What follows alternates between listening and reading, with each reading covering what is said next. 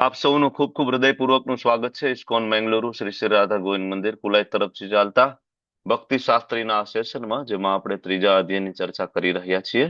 શરૂઆત કરશું ભગવાન શ્રી શ્રી રાધા ગોવિંદજીના ચરણોમાં ખૂબ ભાવપૂર્વક પ્રેમપૂર્વકની પ્રાર્થના મંગલાચરણથી શરૂઆત કરીએ. ઓમ અજ્ઞાનતિમિરાંધસ્ય જ્ઞાનાંજન શલાકયા ચક્ષુરુન્મિલિतं येन तस्मै श्री गुरुवे नमः. श्री चैतन्य मनोभीष्टं स्थापितं येन भूतले स्वयं रूप कदा मह्यं ददाति स्वपदान्तिकं. वन्देऽहं श्रीगुरो श्रीयुतापदकमलं श्रीगुरुन् वैष्णवांश श्रीरूपं साग्रजातं सहगण रघुनाथान्वितं तं सजीवं साद्वैतं सावधूतं परिजन सहितं कृष्णा चैतन्य देवं श्री राधा कृष्ण पादान् सहगण ललिता श्री विशाखान्वितांश्च. हे कृष्णा करुणा सिंधो दीनबंधो जगतपते गोपेश गोपिका कांत राधा कांत नमस्तुते. तप्त कांचन गौरांगी श्री राधे वृंदावनेश्वरी वृषभानुसुते देवी प्रणमामि हरि प्रिये. वाञ्छाकल्पतरुभ्यश्च कृपा सिन्धुभ्य एव च पतितानां पावनेभ्यो वैष्णवेभ्यो नमो नमः. नमो विष्णुपादाय कृष्णपृष्ठाय भूतले श्रीमते भक्तिवेदान्त स्वामिन् इति नामिने. नमस्ते सारस्वते देवे गौरवाणी प्रचारिणे निर्विशेष शून्यवादी पाश्चात्यादेशतारिणे. जय श्री कृष्णा चैतन्य प्रभु नित्यानंद श्री अद्वैत गदाधर श्रीवासादि गौर भक्त वृंद. हरे कृष्णा हरे कृष्णा कृष्ण कृष्णा हरे हरे हरे राम हरे राम राम हरे हरे. राम राम हरे हरे कृष्णा हरे हरे कृष्ण प्रभु जी। Hare Hare Krishna. Thank you. Hare welcome. Hare Krishna प्रभु जी, दंडवत कृष्णा प्रणाम। हरे हरे कृष्ण कृष्णा. प्रभु जी हरे वेलकम कृष्ण हरे વેલકમ. આપ कृष्ण प्रभु સૌનું जी दंडवत ખૂબ ખૂબ प्रणाम। હૃદયપૂર્વકનું સ્વાગત છે. હિરલ માતાજી, જગન માતા, જય શ્રી માતાજી. हरे हरे હરે कृष्ण प्रभु जी કૃષ્ણ. दंडवत प्रणाम। हरे जय कृष्ण श्री प्रभु जी सेजपाल प्रणाम। माताजी, धार्मी माताजी, विक्रम हरे पंड्या कृष्ण प्रभु, विमला ब्रજરાની માતાજી, હર્ષા કેલાણી માતાજી, સ્વર્ણાંગી માતાજી. Welcome welcome. આપ સૌ વહાલા વૈષ્ણવોનું ખૂબ ખૂબ સ્વાગત છે. વેલુબા વાઘેલા પ્રભુજી, વેલકમ, સ્વાગત છે તમારું. श्री कृष्ण प्रभु जी હરે दंडवत કૃષ્ણ. દંડવત પ્રણામ પ્રભુજી. તો ક્યાં સુધી ચર્ચાઓ કરી હતી બોલો ગયા સેશનમાં? લાસ્ટ 3.16 સુધી 3.16. સુધી પ્રભુજી। 3.16 ઓકે, ચાલો આગળ 3.16 વધીએ. યસ પ્રભુજી, થેન્ક યુ. તો ભગવાન શ્રી શ્રી રાધા ગોવિંદજીના ચરણોમાં, શ્રી પ્રભુપાદજીના ચરણોમાં ખૂબ હૃદયપૂર્વક પ્રાર્થના કરીએ, જેથી આપણે આ ભક્તિ શાસ્ત્રીનું સેશન સમજી શકીએ અને સાથે સાથે જીવનમાં ઉતારી શકીએ. શરૂઆત કરશું. ત્રીજો અધ્યાયની શરૂઆત આપણે કરી ચૂક્યા છીએ અને બીજો અધ્યાય પૂરો કર્યો. ત્રીજા અધ્યાયની શરૂઆતમાં અર્જુન ભગવાનને પૂછે છે, ભગવાન મને સમજાતું નથી, જ્ઞાન માર્ગ અને કર્મ માર્ગ વચ્ચે મને થોડું કન્ફ્યુઝન છે, કયા રસ્તા ઉપર મારે જવું જોઈએ. એકચ્યુઅલી અર્જુન બે રસ્તાને જુદા જુદા સમજે છે. જ્ઞાન માર્ગ વાળો રસ્તો જુદો અને કર્મ માર્ગ વાળો રસ્તો જુદો. અર્જુનને આવું લાગે છે. ત્યારે ભગવાન ત્રીજા અધ્યાયની શરૂઆત કરે છે. એમાં અર્જુનને કહે છે કે અર્જુન, 3 થી લઈને 9 શ્લોકની અંદર ભગવાન અર્જુન જયારે એમ કે છે કે હું જંગલમાં જતો રહું ને ભિક્ષા માંગીને ખાઈ લઈશ, ત્યારે ભગવાન એમ કે છે કે અર્જુન કર્મ તો કરવું પડશે. 3 થી લઈને 9 શ્લોક સુધી ભગવાને બહુ જ ક્લિયરલી કહ્યું કે કર્મ તો કરવું પડશે, નહીતર તું તારા શરીરનો નિર્વાહ પણ કેવી રીતના કરીશ. ભગવાન એક સામાન્ય ઉદાહરણ આપીને અર્જુનને સમજાવવાની કોશિશ કરી. 3 થી 9 સુધી એ વાત કરીને ભગવાન અર્જુનને 10 થી લઈને 16 શ્લોકમાં કર્મ કાંડ સમજાવે છે. બરાબર. અને એની અંદર આપણે યજ્ઞ ચક્ર લાસ્ટ ટાઈમ ભણ્યા હતા ખૂબ ડિટેલમાં. અન્નાદ ભવતી ભૂતાની પર્જન્યાદ અન્ન સંભવ યજ્ઞાદ ભવતી પર્જન્યો યજ્ઞ કર્મ સમુદ્ભવ. તો આપણે એ જોયું, શાસ્ત્રોક્ત પ્રમાણે આપણે સમજવાની કોશિશ કરી, સાથે સાથે આપણે મોડર્ન સાયન્ટિફિક લોજિકલ એપ્રોચ થી પણ આપણે સમજવાની કોશિશ કરી કે ભાઈ યજ્ઞ કરવાથી વરસાદ કેવી રીતના વરસે. બરાબર, આપણે એ વસ્તુ લાસ્ટ ટાઈમ સમજી ચૂક્યા છીએ કે યજ્ઞ કરવાથી વરસાદ કેવી રીતના થાય. અને સંકીર્તન યજ્ઞ કરવાથી વરસાદ થયાના ઘણા બધા આપણે ઇન્સિડન્ટ્સ, ઇતિહાસ જેનું સાક્ષી પૂરે છે, તો એની આપણે ઘણી બધી ચર્ચા કરી હતી. કેન્યા, નૈરોબી, ફિઝી, મુંબઈ, બરાબર.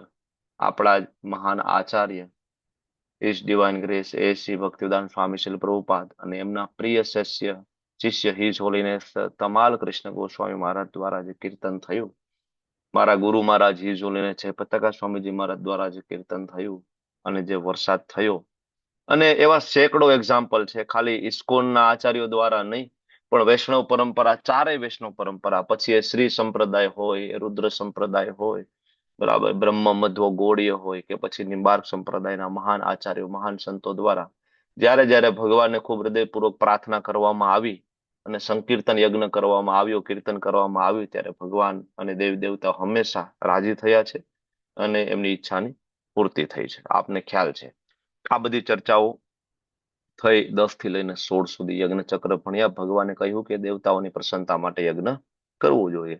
16 શ્લોક સુધી આ ચર્ચા આપણે પૂર્ણ કરી અને આજે આપણે 17મા શ્લોક તરફ આપણે આગળ વધવું છે. હવે આ 16 શ્લોક સુધી જે ચર્ચા પૂરી થઈ એને કર્મકાંડ વિભાગ તરીકે ઓળખવામાં આવે છે. અને કર્મકાંડની અંદર વ્યક્તિ દેવતાઓને પ્રસન્ન કરે છે. કર્મકાંડની અંદર વ્યક્તિ દેવતાઓને પ્રસન્ન કરે છે અને કર્મયોગની અંદર વ્યક્તિ ભગવાનને પ્રસન્ન કરે છે. આ બહુ મોટો તફાવત છે, કર્મકાંડ અને ખરા અર્થમાં કર્મયોગ. બરાબર, તો કર્મયોગમાં ભગવાનને પ્રસન્ન કરે. તો આ 17 થી લઈ અને જે 35 શ્લોક ની અંદર ભગવાન અર્જુનને કહેશે કે અર્જુન, એટલીસ્ટ આદર્શ પ્રસ્તુત કરવા માટે નિષ્કામ કર્મયોગ તો તારે કરવો જ જોઈએ. એક તારે સારું ઉદાહરણ પૂરું પાડવું જોઈએ સમાજની અંદર. અત્યાર સુધી જે ચર્ચા થઈ કર્મકાંડ પ્રમાણે ચર્ચા થઈ કે ભાઈ ભૌતિક ઈચ્છાઓ પૂરી કરવા માટે આ બધું કરવું જોઈએ, પણ અર્જુન એમ કે પ્રભુ પણ મારી કોઈ ભૌતિક ઈચ્છા છે જ નહીં ભાઈ, હું શું કામ દેવી દેવતાઓ માટે યજ્ઞ ચક્ર પૂરું કરું ને બધું યજ્ઞ કરવું ને, બરાબર, અથવા તો એના ગાઈડન્સ પ્રમાણે કાર્ય કરવું, મારી કોઈ ભૌતિક ઈચ્છા છે જ નહીં. ત્યારે ભગવાન કહે છે કે અર્જુન, સારું ઉદાહરણ પૂરું પાડવા માટે તારે કરવું જોઈએ. કારણ કે જે આત્મજ્ઞાની વ્યક્તિ હોય એ પોતાનો સ્વાર્થ વિચારતો નથી. આત્મજ્ઞાની વ્યક્તિ પોતાનો સ્વાર્થ નથી વિચારતો, પણ પોતાના દ્વારા કરવામાં આવતા કાર્યના ઉદાહરણથી ઘર, સમાજ અને દેશ ઉપર શું અસર પડશે આ વિચારીને હંમેશા કાર્ય કરે છે. અત્યારે તો જો કે કોઈ લોકો વિચારતા નથી. અત્યારે બધા લોકો સેલ્ફ સેન્ટ્રિક થઈ ગયા, ભાઈ મારો કેટલો ફાયદો છે, બીજાનું જે થવું હોય થાય, બરાબર. અને આજનું એજ્યુકેશન સિસ્ટમ તો એવી થઈ ગઈ કે વધારે એજ્યુકેટેડ માણસ વધારે સેલ્ફ સેન્ટ્રિક થતો જાય છે. જેમ વધારે ભણેલો માણસ હોય એમ વધારે સ્વાર્થી થઈ જાય, બરાબર. નાના માણસોને કઈ રીતના હેરાન કરવા, દુખી કરવા, ગરીબોનું શોષણ કઈ રીતના કરી લેવું, ઉલટાનું એમાં વધારે એની એક્સપર્ટીઝ આવી જાય, પાપ કરવામાં એક્સપર્ટીઝ આવી જાય. જેમ કે મોટા મોટા ડોક્ટરો હોય, બરાબર, તો ઉલટાની કે સામાન્ય માણસ કરતા એની પાપ કરવામાં વધારે એક્સપર્ટીઝ આવી જાય. તમને બધાને ખ્યાલ હશે. જેમ કે બરાબર ગર્ભની અંદર બાળક હોય તો બાબો છે બેબી છે ચેક કરવામાં એક્સપર્ટીઝ. હવે ઘોર પાપ કહ્યું છે આ ગાયનેક બ્રાન્ચની અંદર, અહીંયા આપણે કાજલ માતાજી છે એટલે એમને ખ્યાલ છે, બરાબર. અને એમાં પછી બિલકુલ સંકોચ પણ ના હોય ને, એને તમે મળો તો એને એવું ના હોય કે પાપ કાર્ય છે, કઈ નહીં. તો જેટલું હાઈલી ક્વોલિફાઈડ, બરાબર, એટલું વધારે સેલ્ફ સેન્ટ્રિક પર્સન થતો જાય છે. આજનું એજ્યુકેશન સિસ્ટમ છે. ખરેખર એજ્યુકેશન મળે તો વ્યક્તિ લોકો માટે કામ કરતો થવો જોઈએ, વ્યક્તિ દયાળુ બનવું જોઈએ. વિદ્યા વિનય સંપન્ન. વિદ્યા આવે તો પેલી વસ્તુ આવી જોઈએ વિનમ્રતા, દયા આવી જોઈએ બધા ઉપર. એની જગ્યા એટલા માટે શાસ્ત્રમાં આ ભૌતિક જે વિદ્યા રહી ને એને અવિદ્યા કીધું છે. ઈશોપનિષદ ની અંદર અવિદ્યા, એ વિદ્યા છે જ નહીં, એ અવિદ્યા છે, બરાબર. તો ભગવાન અર્જુનને સમજાવે છે. જો જેમ જેમ આપણે આગળ વધશું ને તો જ્ઞાનનું લેવલ વધતું જશે. અત્યારે આપણે કર્મકાંડ વાળો વિભાગ પૂરો કર્યો, જે સેક્શન પૂરું કર્યું, એમાં અર્જુને પેલા અધ્યાયમાં જે પ્રશ્ન પૂછ્યો હતો ને કે ભાઈ મારો ફાયદો શું, ભાઈ મારા આનંદનું શું, મારા સુખનું શું, એકચ્યુઅલી એના જ જવાબમાં બીજા અધ્યાયમાં તો 31 થી લઈને 37 શ્લોક આપ્યા હતા ને. હતો વા પ્રાપ્સ્યસી સ્વર્ગ, જીતવા વા મોક્ષસે મહિમ, બે હાથમાં લાડુ છે, આપણે ચર્ચા કરી હતી ને. એ સેમ વસ્તુ ભગવાને ત્રીજા અધ્યાયમાં ફરીથી અર્જુનને સમજાવી. બરાબર કે ભાઈ આ રીતના તારે કર્મકાંડ તો કરવું જોઈએ, કર્મ તો કરવું જોઈએ ને એના વગર જીવન નિર્વાહ નહીં ચાલે. બરાબર, પછી કર્મકાંડ સમજાવ્યું. હવે 17 થી લઈને આગળના જે શ્લોકમાં શરૂઆતમાં ભગવાન એમ કે છે કોણે આ કરવાની જરૂર નથી. શું? કર્મકાંડ વાળો વિભાગ જે રહ્યો ને એ કોને કરવાની જરૂર નથી. બરાબર, તો ભગવાન કે છે જે મનુષ્ય આત્મામાં જ આનંદ પામે છે ને, બરાબર, તથા જેનું જીવન આત્મ સાક્ષાત્કાર યુક્ત હોય છે, જે પોતાની અંદર જ પૂર્ણપણે સંતુષ્ટ છે, એના માટે કશું કર્તવ્ય નથી. અત્યાર સુધી ભગવાને કહ્યું કે નિયત કર્તવ્ય કર્મ તો કરવું જ જોઈએ. અહીંથી ભગવાન એક અલગ એંગલ ઉપર ચાલે છે. અહીં તો ભગવાન ના પાડે છે ઇવન નિયત કર્તવ્ય કર્મ કરવાની જરૂર નથી. તો આ શ્લોક જે 17 છે એક ઉચ્ચ આધ્યાત્મિક સ્થિતિનું વર્ણન કરે છે. કેવી સ્થિતિ? આ જેવી તેવી સ્થિતિની વાત નથી, ઉચ્ચ આધ્યાત્મિક સ્થિતિ. બરાબર, અને જેઓ ભૌતિક જગતની ફરોજોથી ઉપર ઉઠી ગયા છે આત્મ સાક્ષાત્કારના લેવલે, તો એવા 3 ગુણ એની અંદર હોવા જોઈએ. હું કહી શકું કે ભાઈ હું ભૌતિક જગતની ફરજોથી ઉપર ઉઠી ગયો છું, ભાઈ હું આત્મ સાક્ષાત્કાર વ્યક્તિ છું, કહી શકું. પણ એટલા માટે અહીંયા 3 લક્ષણો એના આપ્યા છે. શું આપ્યા છે? યસ્વાત આત્મરેવ સ્યાદ, યસ્વાત આત્મરતિ એવ સ્યાદ. તો પેલું આત્મરતિ, બીજું આત્મતૃપ્ત્યશ્ચ માનવ, બીજું આત્મતૃપ્ત્યશ્ચ. પેલું આત્મરતિ, બીજું આત્મતૃપ્ત્યશ્ચ, અને ત્રીજું આત્મન્યેવ ચ સંતુષ્ટ. ત્રીજું આત્મન્યેવ ચ સંતુષ્ટ. આ 3 વસ્તુ હોવી જોઈએ. આત્મરતિ, આત્મતૃપ્તશ્ચ અને આત્મન્યેવ ચ સંતુષ્ટ. તો આ 3 ગુણ જેના અંદર હોય એ વ્યક્તિએ આ જગતની અંદર તસ્ય કાર્ય ન વિદ્યતે, એને નિયત કર્તવ્ય કરવાની જરૂર નથી. જન્મ બ્રાહ્મણમાં થયો હોય, ક્ષત્રિયમાં થયો હોય, વૈશ્યમાં થયો હોય, શૂદ્રમાં થયો હોય, પણ એને એ મુજબના કાર્યો પણ કરવાની જરૂર નથી. બરાબર, એ માત્ર ભગવાનના પ્રીત્યાર્થે એને કાર્ય કરવાની જરૂર છે. એને કોઈ ઇવન એને વર્ણાશ્રમ ધર્મ ફોલો કરવાની જરૂર નથી. આ શ્લોક એવું કહેવા માંગે છે. કારણ કે વર્ણાશ્રમ ધર્મનું કાર્ય શું છે? પ્યુરિફિકેશન કરવાનું. પ્યુરિફિકેશન, શુદ્ધતા, ચેતોદર્પણ માર્જન. પણ હવે ઓલરેડી જે આત્મ સાક્ષાત્કાર થઈ ગયેલો છે તો ભાઈ એને પાછું, આ તો એના જેવી વસ્તુ કે 10મા ધોરણનો છોકરો હોય, બાળક હોય, તો એને 7માના એક્ઝામ પાછી આપવાની જરૂર નથી. 7મું ક્લિયર કરીને જ 10મામાં છે. આ એના જેવી વાત છે. ઓકે, એટલે શ્રી પ્રભુપાદજી ભાવાર્થની અંદર તમે જુઓ તો પહેલો પેરેગ્રાફ ભાવાર્થમાં છે, એમાં પ્રભુપાદે જ વસ્તુ સમજાવે છે કોણે નિયત કર્મ કરવાનું રહેતું નથી અને કોણે વૈદિક આજ્ઞાનું પાલન કરવાની જરૂર નથી, બંધન નથી. બરાબર, એક જ પેરેગ્રાફ છે, પ્રભુપાદ આ વસ્તુ સમજાવે છે, બહુ ક્લિયરલી સમજાવે છે કે સંપૂર્ણ રીતે કૃષ્ણ ભાવના પરણ થયો હોય, પેલું જ વાક્ય શ્રી પ્રભુપાદજી આપે છે, સંપૂર્ણ રીતે. અચ્છા, સંપૂર્ણ રીતે કૃષ્ણ ભાવના પરાયણની વ્યાખ્યા શું? તો આપણે કહી શકીએ, બરાબર, તમે હું કહી શકો કે ભાઈ હું સંપૂર્ણ કૃષ્ણ ભાવના પરાયણ છું, મંગલા આરતી કરું, 16 માળા કરું, 4, તો કોને કહેવાય સંપૂર્ણ કૃષ્ણ ભાવના પરાયણ? કોઈ કહેશે સંપૂર્ણ કૃષ્ણ ભાવના પરાયણ કોને કહેવાય? જોઈ માતાજી શું કહો છો? સંપૂર્ણ કૃષ્ણ ભાવના, સંપૂર્ણ કૃષ્ણ ભાવનામૃત મતલબ કે 24 કલાક ફક્ત ને ફક્ત કૃષ્ણ ભગવાનનું ચિંતન કરે, મનન કરે, બીજું કશું જ ના વિચારે. ઓકે ઓકે, ધાર્મી માતાજી શું કહો છો? હરે કૃષ્ણ પ્રભુજી, ભક્તના ગુણ પણ આપણામાં આવવા જોઈએ, જે આપણે નથી આવ્યા હજુ. કામ, ક્રોધ, લોભ, મોહ, મત્સરમાં જ હજુ આપણું કહેવાય ને મન છે, અને ઇન્દ્રિય તૃપ્તિના હજુ વિચારો પણ આપણા મગજમાં છે. તો એ છે ત્યાં સુધી આપણે ત્યાં સુધી નથી પહોંચ્યા એમ. ઓકે ઓકે, આકૃતિ માતાજી. હરે કૃષ્ણ પ્રભુજી. હરે કૃષ્ણ. ભગવાનનું નિત્ય સ્મરણ એટલે મીન્સ કે જ્યારે પણ કોઈ સાથે આપણે ચર્ચા કરીએ કે કંઈ પણ વાત કરીએ કે કોઈ પણ સેવા કરીએ તો ભગવાનની જ કરવાની એમ, બીજી ઓકે કઈ નહીં. ઓકે, એટલે આપણી ઇન્દ્રિય તૃપ્તિને ભગવાનના કાર્યોમાં જ લગાડવા. હરે કૃષ્ણ. બધાના જવાબ સાચા છે, પણ 18મો અધ્યાયના પાના થોડા ફેરવો, એમાં ક્યાંક તમને એક શ્લોક મળશે, શરણાગતિની પદ્ધતિ. બરાબર, જે શ્લોકની શરૂઆત થાય છે, આનુકૂલ્યસ્ય સંકલ્પ પ્રતિકૂલ્યસ્ય વર્જનમ. બરાબર, કે ભગવાનને જે અનુકૂળ છે એ વસ્તુનો સંકલ્પ લેવો ને ભગવાનની સેવામાં જે કઈ પ્રતિકૂળ છે એ બધું છોડી દેવું. 6 તબક્કાઓ એની અંદર આપ્યા છે, શરણાગતિના 6 તબક્કા. ભગવાન ઉપર સંપૂર્ણ વિશ્વાસ હોવો, કૃષ્ણ મારી રક્ષા કરશે એવો વિશ્વાસ હોવો, સંપૂર્ણ ભગવાન પ્રત્યે કાર્પાન્ય શરણાગતિ.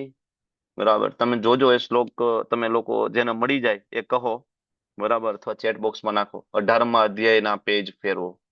બરાબર, શ્રીલ પ્રભુપાદજીના પપટ, એની અંદર ગમે ત્યાં તમને શ્લોક મળવો જોઈએ, જ્યાં સુધી મને યાદ છે ત્યાં સુધી. તો સંપૂર્ણ કૃષ્ણ ભાવના પરાયણનું એ લક્ષણ છે કે જે વ્યક્તિ સંપૂર્ણ શરણાગત હોય, 100% સરેન્ડર સોલ. આપણે છીએ 100% સરેન્ડર? આપણે નથી. આપણી ભક્તિ હજી કહેવાય ને કે ભાઈ થોડું પ્રેક્ટિકલ તો થવું પડે ને, થોડું ઘર છે, પત્ની છે, બાળકો છે, આપણી ભક્તિ હજી થોડું એ પ્રમાણે ચાલી રહી છે. બરાબર, તો આ શ્લોકમાં ભગવાન એમ કે છે કે ભાઈ એવન કશું કર્તવ્ય નથી, તસ્ય ન કાર્ય વિદ્યતે. આગળ કહ્યું કે નિયત કર્તવ્ય કર્મ કરો, કર્મકાંડ આખો ભગવાને સમજાવ્યો અને ભગવાન હવે કે છે કોઈ કર્તવ્ય નથી. પણ કયું કર્તવ્ય નથી? આ શ્લોકમાં કહે છે કયું કર્તવ્ય નથી? કર્મકાંડ વાળું કર્તવ્ય નથી. એ સમજજો બરાબર. અહીંયા લખ્યું છે કશું કર્તવ્ય નથી, એનો મતલબ એવો નથી કે વ્યક્તિ ગુફામાં જતો રહે છે કે વ્યક્તિ જંગલમાં જતો રહે છે.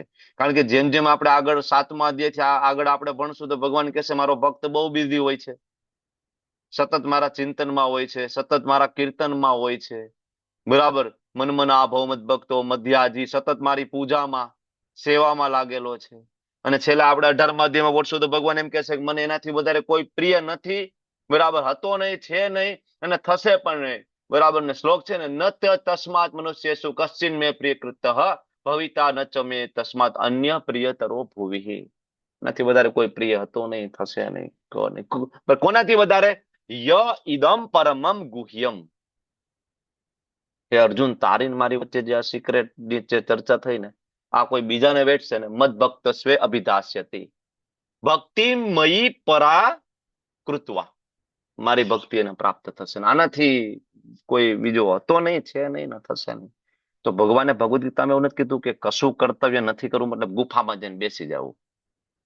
બરાબર, ગુફામાં જઈને નથી, પણ કશું કર્તવ્ય એટલે કર્મકાંડ વાળું કર્તવ્ય નથી કરવાનું. આગળ જે આપણે ભણ્યા ને એ નથી કરવાનું. જો ભગવદ ગીતાની અંદર ભગવાન બધું સમજાવશે, પણ પછી એ પણ કહેશે કે આ કરવાનું, આ નહીં કરવાનું. આમાં કર્મકાંડ પણ આપ્યો છે. દેવતાઓને પ્રસન્ન કરો, દેવતાઓ તમારી ઈચ્છાઓ પૂરી કરશે. હમણાં અત્યાર સુધી ચર્ચા ચાલતી હતી ને ગયા સેશનમાં, ભગવાને અત્યારે ના પાડી દીધી કે કરવાની જરૂર નથી. એટલે આ રીતના ભગવદ ગીતા આપણે બરાબર સમજવાની છે. તો અહીંયા 3 શબ્દ બહુ મહત્વના છે. કર્મકાંડ કોને કરવાની જરૂર નથી? પેલું આત્મરતિ, એટલે કે જેના આત્મામાં આનંદ હોય. બીજું આત્મતૃપ્ત સ્વયં પ્રકાશિત હોય એનો આનંદ. અને ત્રીજું આત્મની એવ સંતુષ્ટ, પોતાની અંદર પૂર્ણપણે સંતુષ્ટ હોય. અને એવો વ્યક્તિ માત્ર સંપૂર્ણપણે કૃષ્ણ ભાવનામૃતમાં હોય એને જ હોય, બીજા કોઈ ના હોય. કારણ કે એને કોઈ ભોગની ઈચ્છા રહેતી નથી, એટલે એને કર્મકાંડની કોઈ જરૂર નથી. બરાબર, કારણ કે કર્મકાંડ લોકો એવા કરે જેને કઈ ભોગની ઈચ્છા હોય. બરાબર, તો હવે પ્રશ્ન એમ થાય કે ભગવાન ના પાડે છે દેવતાઓ માટે યજ્ઞ કરવાની જરૂર નથી, તો આગળના શ્લોકમાં ભગવાને કેમ દેવતાઓ માટે યજ્ઞ આપણને કરવા માટે કહ્યું હશે? તો જવાબ એવો છે કે લોકો બધા તો સંપૂર્ણપણે કૃષ્ણ ભાવનામૃતમાં હોય એવું જરૂરી નથી. બધા આવવાના નથી, ઇસ્કોન સાથે જોડાવાના નથી, વૈષ્ણવ બનવાના પણ નથી, કૃષ્ણને શરણે પણ જવાના નથી. કારણ કે આપણું આ ભૌતિક જગતમાં આવવાનું કારણ શું? કોઈ કહેશે ભૌતિક જગતમાં આવવાનું કારણ? એક શબ્દની અંદર ખાલી એક શબ્દ ખાલી જોઈએ છે. ધાર્મી માતાજી? પ્રભુત્વ જમાવવા, પોતાનું સ્વામિત્વ જમાવવા. ઓકે, હિરલ માતાજી? એક વર્ડ જ જોઈએ, ઓનલી 1 વર્ડ. ભગવાનની ઈર્ષા. રિદ્ધિ માતાજી? ઈર્ષા. ઈર્ષા. Okay, anybody else? Paresh Shah પ્રભુજી? ભોગવવું છે. બસ આ વર્ડ જોઈતો તો. તમારા જવાબ બધાના સાચા છે, પણ ઈર્ષા એટલા માટે કે ભોગવવું છે, એની ઈર્ષા હતી. ઈર્ષા છે નહીં તો કે તમે ભગવાન છો તો હું કેમ ભગવાન ના બની શકું? ભાઈ, આઈ એમ ઓલ્સો એન્જોયર. ભોગતારામ યજ્ઞ તપસ્યા તમે એકલા નહીં, આઈ એમ ઓલ્સો, હું પણ. તો આ જગતમાં આવવાનું એકમાત્ર કારણ છે ભોગ. એના માટે આપણે આવ્યા છીએ. તો એટલા માટે સંપૂર્ણ વૈદિક સાહિત્ય ની અંદર, હા વિમલા માતાજી બોલો ને, શું કહો છો? હરે કૃષ્ણ પ્રભુજી, તમે જે શ્લોક કહેતા હતા ને અનુકૂલસ્ય વાળો, તો હા હા 18.66 ના ભાવાર્થમાં છે. વાંચો વાંચો વાંચો પ્લીઝ વાંચો. અનુકૂલસ્ય સંકલ્પ પ્રતિકૂલસ્ય વર્જનમ રક્ષિષ્યતીતિ વિશ્વાસો ગોપતૃત્વે વર્ણમ તથા આત્મનિક્ષેપ કાર્પણ્યે ષડ વિદ્યા શરણાગતિ. આ હરિભક્તિ વિલાસ 11.676 માં કૃષ્ણનું શરણ ગ્રહણ કરવાની પદ્ધતિનું વર્ણન છે. આખું હરી વાંચવું છે બોલ, પ્રભુજી? હરી બોલ ના માતાજી, થેન્ક યુ. ષડ વિધમ, બરાબર. આ શરણાગતિના 6 લક્ષણો એની અંદર આપ્યા છે. જે વ્યક્તિના જીવનમાં 6 લક્ષણો આવે, he is the complete surrender soul. Krishna ભાવનામૃત કોને કહેવાય? સંપૂર્ણ. એક શ્લોકની અંદર આપ્યું છે.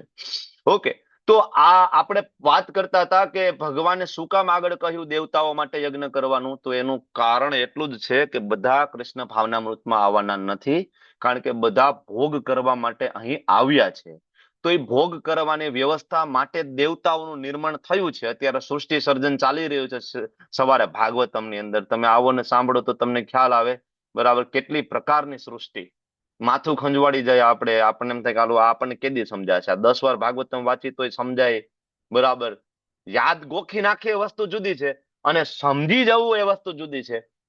એટલે હું વારંવાર કહેતો હોય કે ખાલી પ્રભુપાદનું ભગવદ્ ગીતા, ભાગવતમ ને ચૈતન્ય ચરિતામૃત, આ 3 વાંચવામાં આપણી 2-4 જિંદગી આખી નીકળી જાય. એક તો પૂરી થઈ ગઈ, એક તો પૂરી થવા આવી ગઈ, 2-4 નીકળી જાય એમ છે ખાલી 3 પુસ્તક સમજવામાં પ્રભુપાદના, બરાબર. તો દેવતાઓનું નિર્માણ માત્ર ને માત્ર આપણા ભોગની વ્યવસ્થા કરવા માટે થયું. એટલા માટે આપણે દેવતાઓને પ્રસન્ન કરીએ, અને એટલા માટે જે લોકો કૃષ્ણના શરણે ના જાય તો દેવતાઓને પ્રસન્ન કરીને પોતાના ભોગ ભોગવવાની ઈચ્છા પૂરી કરી લે. અને એક દિવસ ભોગ કરીને પછી એમ થાય ને કે બહુ થઈ ગયું, બરાબર, ત્યારે યોગના માર્ગ ઉપર આવે. જે ભોગથી કંટાળે એ યોગના માર્ગ ઉપર આવે. કોઈ દિવસ એવું ના બને કે વ્યક્તિ ભોગના માર્ગ ઉપર છે ને યોગના માર્ગ ઉપર છે. That is impossible. 2 રસ્તા કોઈ દિવસ સાથે ચાલી જ ના શકે. યોગ અને ભોગ બે ભેગું ના ચાલે. તો એને મિથ્યાચારી કહેવાય, એને પાખંડી કહેવાય, એને દંભી કહેવાય, એને રાસ્કલ કહેવાય પ્રભુપાદની ભાષામાં. યોગ અને ભોગ બે ભેગા ના ચાલે. કાં તમે ભોગી છો કાં તમે યોગી છો. યોગી કોઈ દી ભોગી ના હોય, ભોગી કોઈ દી યોગી ના બની શકે, બરાબર, સિમ્પલ. તો આ શ્લોકની અંદર એક શબ્દ આત્મરતિ. પ્રભુપાદ સમજાવે છે કે આપણા જેવા સામાન્ય માણસ હોય એનું સુખ શેમાં છે? ટીવી, સિનેમા, ખાવું પીવું, પાણીપુરી, પિઝા, પાઉંભાજી, બરાબર ને, ફરવું, શિમલા, મનાલી, મિત્રોને મળવું, આના ઉપર આપણું સુખ નિર્ભર રહે. પણ આત્મરતિ ही વ્યક્તિ એને કહેવાય કે એનો ખુશીનો આધાર બાહ્ય વસ્તુ ઉપર હોય જ નહીં. એનો ખુશીનો આધાર એના જપ ઉપર હોય, ભગવાનના સ્મરણ ઉપર હોય. આપણને આપણા ખુશીનો આધાર આપણા જપ ઉપર છે. આપણે તો ટાર્ગેટ છે કે હોડ માળા કેદી પૂરી થાય. હોડ માળા કરી એટલે જંગ જીતી ગયા. સવારમાં પૂરી થઈ ગઈ તો બસ આજ તો જંગ જીતી ગયા. આજ તો સવારમાં 16 માળા. કોઈ દિવસ એવું થયું કે સવારમાં 16 માળા કરી, આજ સાંજે 2 કલાક બેન બીજી 16 કરવી છે આજે? એ પાછી એટેન્ટિવલી, જેવી તેવી ને એટેન્ટિવલી. એવું થયું ક્યારે એવું થયું કે એકવાર સવારમાં 16 થઈ ગઈ, બપોરે એકવાર 16 કરવી છે ને એકવાર રાત્રે સુતી વખતે એકવાર 16 કરી લે. આજ તો નવરા છીએ, આ રવિવાર. થયું આવું ક્યારે? મને ખબર નહીં તમને થતું હોય તો. મારી તો એવી કન્ડિશન નથી. માંડ 16 માળા સવારમાં એકવાર થાય પછી એમ થાય કે આ જંગ જીતી ગયા. કે આપણે આત્મરતિ નથી ને એટલા માટે જે આપણને એમાં આનંદ નથી આવતો. ધીમે ધીમે આવશે, બરાબર. આત્મરતિ, બીજું આત્મતૃપ્ત, સંપૂર્ણ સંતોષ, કમ્પ્લીટ સેટિસ્ફાઈડ. કમ્પ્લીટ. આપણે સેટિસ્ફાઈડ નથી. આપણે સેટિસ્ફાઈડ થવા માટે બીજા વ્યક્તિ ઉપર આધાર રાખીએ, વસ્તુ ઉપર આધાર રાખીએ છીએ. અને ઈચ્છા પૂરી કરવા માટે આપણે વ્યક્તિ અને વસ્તુનો ઉપયોગ કરીએ. પણ ઉપનિષદ એવું કહે કે ઈચ્છા એ તળિયા વગરના લોટા સમાન છે. કોઈ દી પૂરી થવાની નથી. કોઈ વ્યક્તિ નથી પૂરી કરી શકવાનો ને કોઈ વસ્તુ નહીં પૂરી કરી શકે. નેવર.